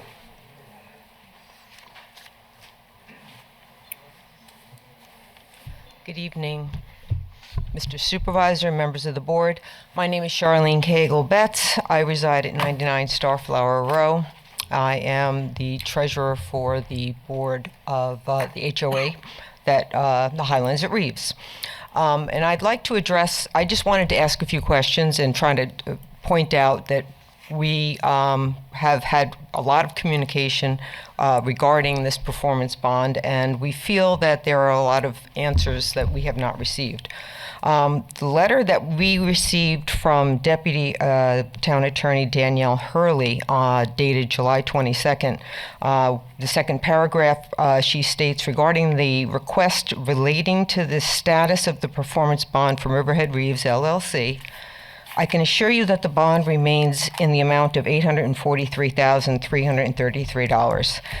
And as recalling the bond, it might seem duplicative, she says, to recall such a bond in light of the current pending lawsuit entitled Highlands at Reeves Homeowners Association Incorporated versus Riverhead Reeves Associate et al., which is, I guess, there's multiple defendants. Wherein it is my understanding that the drainage issues you raised in your recent meeting will ostensibly be addressed either via settlement or order of the court. Upon conclusion of the said lawsuit and of the extent necessary, the topic of the recalling the bond will be revisited. So what I don't really understand, I spent many years as a public official, recently retired. We disagree that this is duplicative. The board of directors, we feel that the drainage issues for which the town is holding the performance bond are real. The town approved the site plan for this community decades ago and required the posting of a performance bond by this developer. The developer did not build the community according to the approved site plan. It is the responsibility of the town to ensure that the developers build according to the approved site plan. It is not the responsibility it is also the responsibility of the town to ensure that the builders comply with planning and zoning codes. In 2017, the planning board voted to call this performance bond because of the deficiencies in the construction. The fact that the HOA has a pending lawsuit is regardless. The work must be completed regardless of whether the outcome of the lawsuit is in our favor or in the favor of the defendant. We respectfully request that the town do its job, call the bond, and make the required repairs. And that's the position of the board. Thank you for your time and thank you for your attention in this matter. We know that you'll take this seriously because there are a lot of people here that are very concerned about this. Thank you. Thank you, Charlene. If I could just say, I think what we need to do is also to study the implications of, like, what if the restorative work is $1.5 million, and by if we take that bond away, who's liable for the balance? So, I think we need to know the effects of recalling the bond. Like, if it's not enough money, is it better to be settled in court to determine the money with the bond and additional money, or if we recall it, are we saying that that's it, that's all the money that we need? And what if it's nearly not enough money to complete the work that's in there? I think that's where we have to really do a little study on the legal side of things to what is the effects of recalling that bond. Right? Okay, he's done. Thank you for taking our questions and hopefully getting resolution to our concerns. My name is Bob Keller. I am the secretary of the HOA board at the Riverhead Reeves. I live at 97 Chris Sundrop Court. I essentially have one question. What happens if the performance bond is called by the town and the cost to cover the required deficiencies exceed the total amount remaining on the performance bond? That's the $64,000 question we have before us tonight. As we do. Right. We have to look into this and find out. Okay. Can we, any estimated time that we would get some type of a response? It shouldn't take that long. But you might need to wait the results of the legal case. That's why we're thinking, No, legal case has no bearing on the deficiencies that the town has identified in 2017. You're suing the developer over the alleged deficiencies, correct? Right? Yes. Okay. So how does it not have any bearing on the performance bond?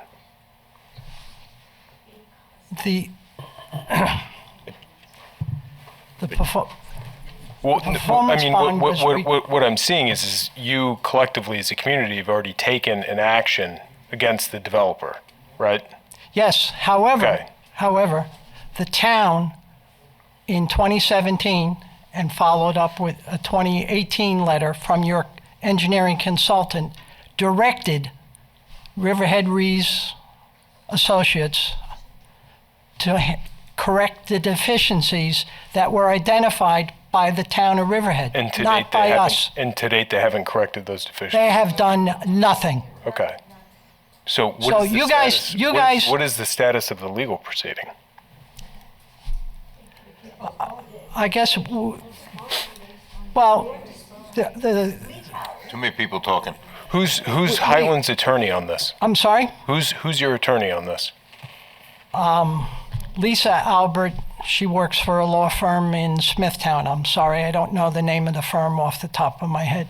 All right, so what I'll do is Scott may be able to answer that. I'll give her a call, and I'll have a conversation with her about the status of the case. All right. Why don't you give me your information following the meeting? Okay. All right.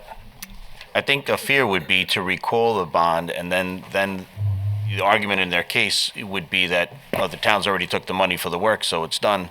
And then meantime, there could be a certain substantial gap between what it actually costs and how much is there in the bond. Hence my question. If the money is insufficient. You got to pay it. Well, I mean, I think something that has to be considered in this is, so this is a subdivision that was approved back in, like the early 2000s? So the amount of a performance bond at that time is probably wildly different from what you would require now. You are correct. If it had been allowed to be reduced over a period of time, there's not really a way to recapture what the value in the early 2000s would be now, right? The performance bond was originally for $2.5 million. Okay. The sponsors went and put the top coat of asphalt on all the roads, and subsequently to that, they asked for the performance bond to be reduced, and it went from $2.5 million to the $844,000 as it currently is. That was, if I recall correctly, there's a couple other steps down on the way to the 840, I think. No. Okay. Not that we are aware of. In any event, my point is what the point was. So the value then is not necessarily the value now. That's why I think the best way to address this is through the litigation, because through the litigation you can get a settlement where they're actually paying to pay present day cost of making the repairs, rather than relying on pulling or calling a $840,000 bond that might not get the job done. I understand what you're saying. However, the town directed Riverhead Reeves to fix all the deficiencies. The town, unfortunately, did not follow up with the... Well, I think our engineering consultant has been pretty clear and consistent in that they haven't adequately done that. Yeah, you're correct. He did that in 2018. Okay. Here we are in 2025, and the developer, has not done addressed any of the deficiencies noted. This is why I'm asking for your attorney's information, so I can sort of get to the bottom of where the case stands. Okay. Hi, I'm Susan Schott, and thank you for hearing us. I also live on Bellflower Court, Riverhead. My question is pretty simple. And by the way, when I was asked to do this, I think it's important to note that I didn't know it was a test of my stamina and staying up so late. So I'm an early bird. What could I tell you? Anyway, my question is really very straightforward, and that is, where is the $143,000? Is it invested? Is it with a bank? Where is it? And is it in fact earning interest? Because we've asked this question a number of times, and when I reference asking it a few times, and Mr. Howard, to your questions, I was once former president of the board, and at that time, we were told by the town that things had been lost. This was the town attorney at the time. The things had been lost in a fire. And in fact, that was not true.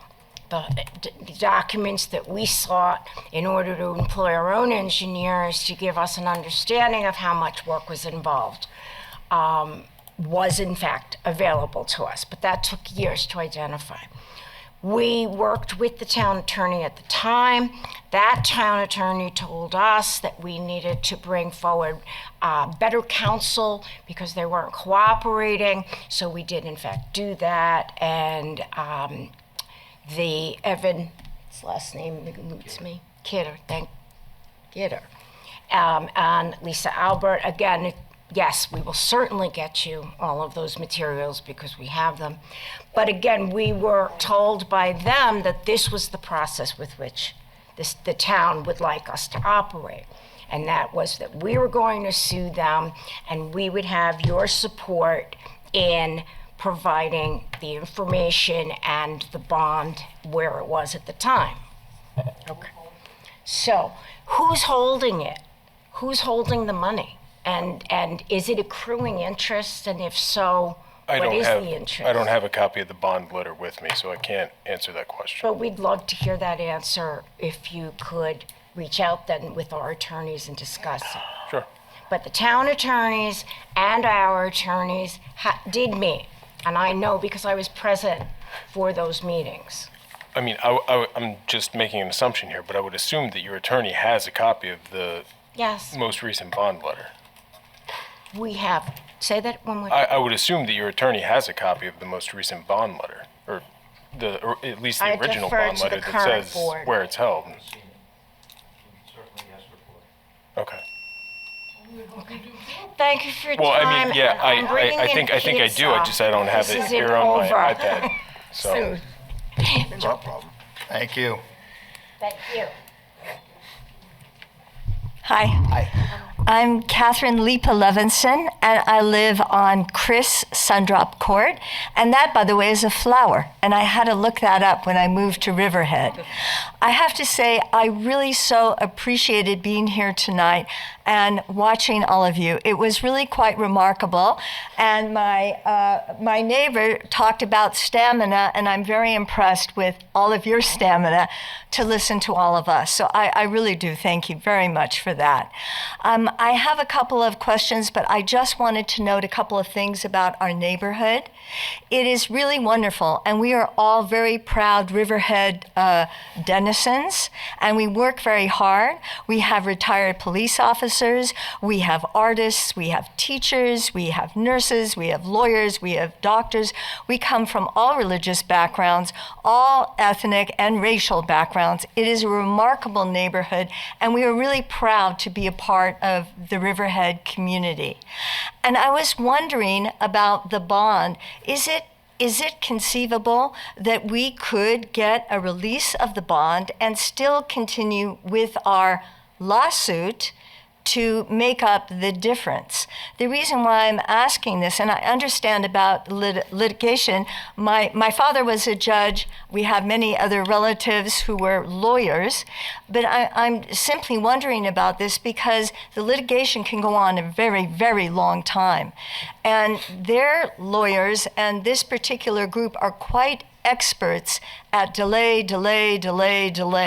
And it's really draining our resources.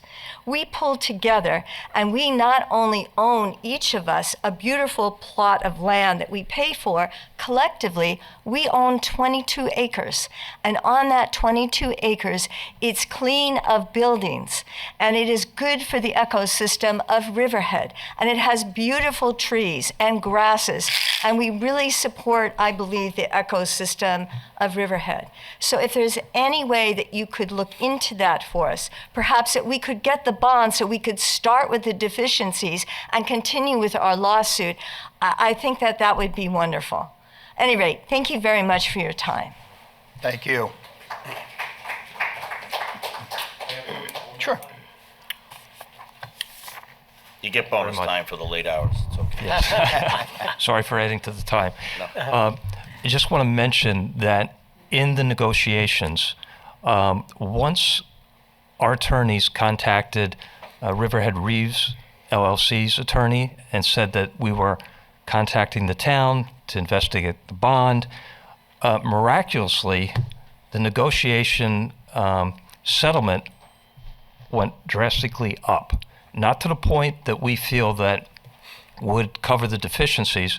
And I agree the $843,000 from all the estimates, and we've done our due diligence. Past boards have done their due diligence of putting together the cost factor for fixing all these deficiencies and changes in the site plans. The 843 is not going to cover it. All right, so we're pushing forward, with the lawsuit, with the settlement. We do have another court conference with Judge Teneri, I believe his name is, and he wants us to sit down and he wants to hear from us personally, which is the first time. It's always been attorney to attorney, and we're hoping to be able to provide information as we're providing you tonight, to push this thing forward, get a settlement that is acceptable. I don't believe that the original ask number is going to happen, but I do believe that we can work something out, hopefully, with the right communication. So thank you. Thank you. We have 2 people online. Okay. Somebody mentioned stamina before. We are all wearing diapers up here. That's how we make it through the night. She's like, Speak for yourself. I'm not. I agree. and Jim took all the snacks. You're on your own. Yeah, Jim. Hello. Hi, Colleen O'Brien, Aquabog. How are you? Sorry, this will be short, I promise. Thank you for staying so late. I know it's been a tough evening. I just wanted to bring to your attention that I had foiled the capital improvement list for the Peconic Ice Hockey Rink. Of course, that's my pet peeve. In March of 2025. The numbers that were provided to me, that were allegedly provided to the town by Peconic Hockey, the numbers that were provided to me are different than what you've just taken as donations and capitalized as our basis. So you might want to go back and look at the numbers that were provided to me and see what the difference is, because obviously I'm going to want to know if there is backup for these, because I'm going to foil all the backup, because it seems strange that there'd be a disparity from 23 to 25 and 24 to 25. So I just wanted to bring that to your attention to make sure that we have the appropriate and correct basis for the rink. Thank you. Okay. Thank you, Colleen. Have a nice night. You too. Yeah.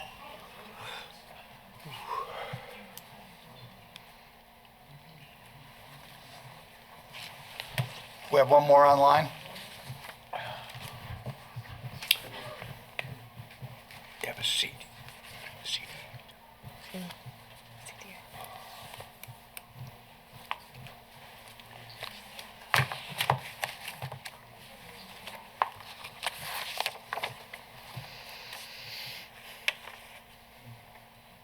Start the clock. We have nobody online. Okay. Yeah. All right. At this point in time, I'm going to make a motion to close the town board meeting and open up the CDA meeting. Can I have a motion to close the town board meeting? So moved. Yes, yeah. Second. All in favor? Aye. All opposed? Town board meeting is closed. Ms. Thomas, if you There's would a like. whole nother meeting about it. Whole nother meeting? we have. Don't leave yet. Don't go yet. This Come one's on, only- we're just getting started. This was about an hour. Good evening. Hopefully this will be short. We have no resolutions on the agenda, so we would be looking for comments on CDA matters only. And if there are any, we could take them now. Comments on CDA matters only. None online, not seeing any in the room. Okay, then we can go ahead and close the CDA meeting. We need a motion and a second. So moved. Second. Lasky. Yes. Merrifield. Yes. Kern. Yes. Rothwell. Yes. Hubbard. Yes. CDA meeting is closed. Okay, with Great that, we will end this evening. I thank all the people that have come out for tonight's meeting. And all those watching at home, we appreciate you tuning in. We will be back again next week. Well, we'll have work session on Thursday. And have a great week, people. We'll see you next time. We don't have work session.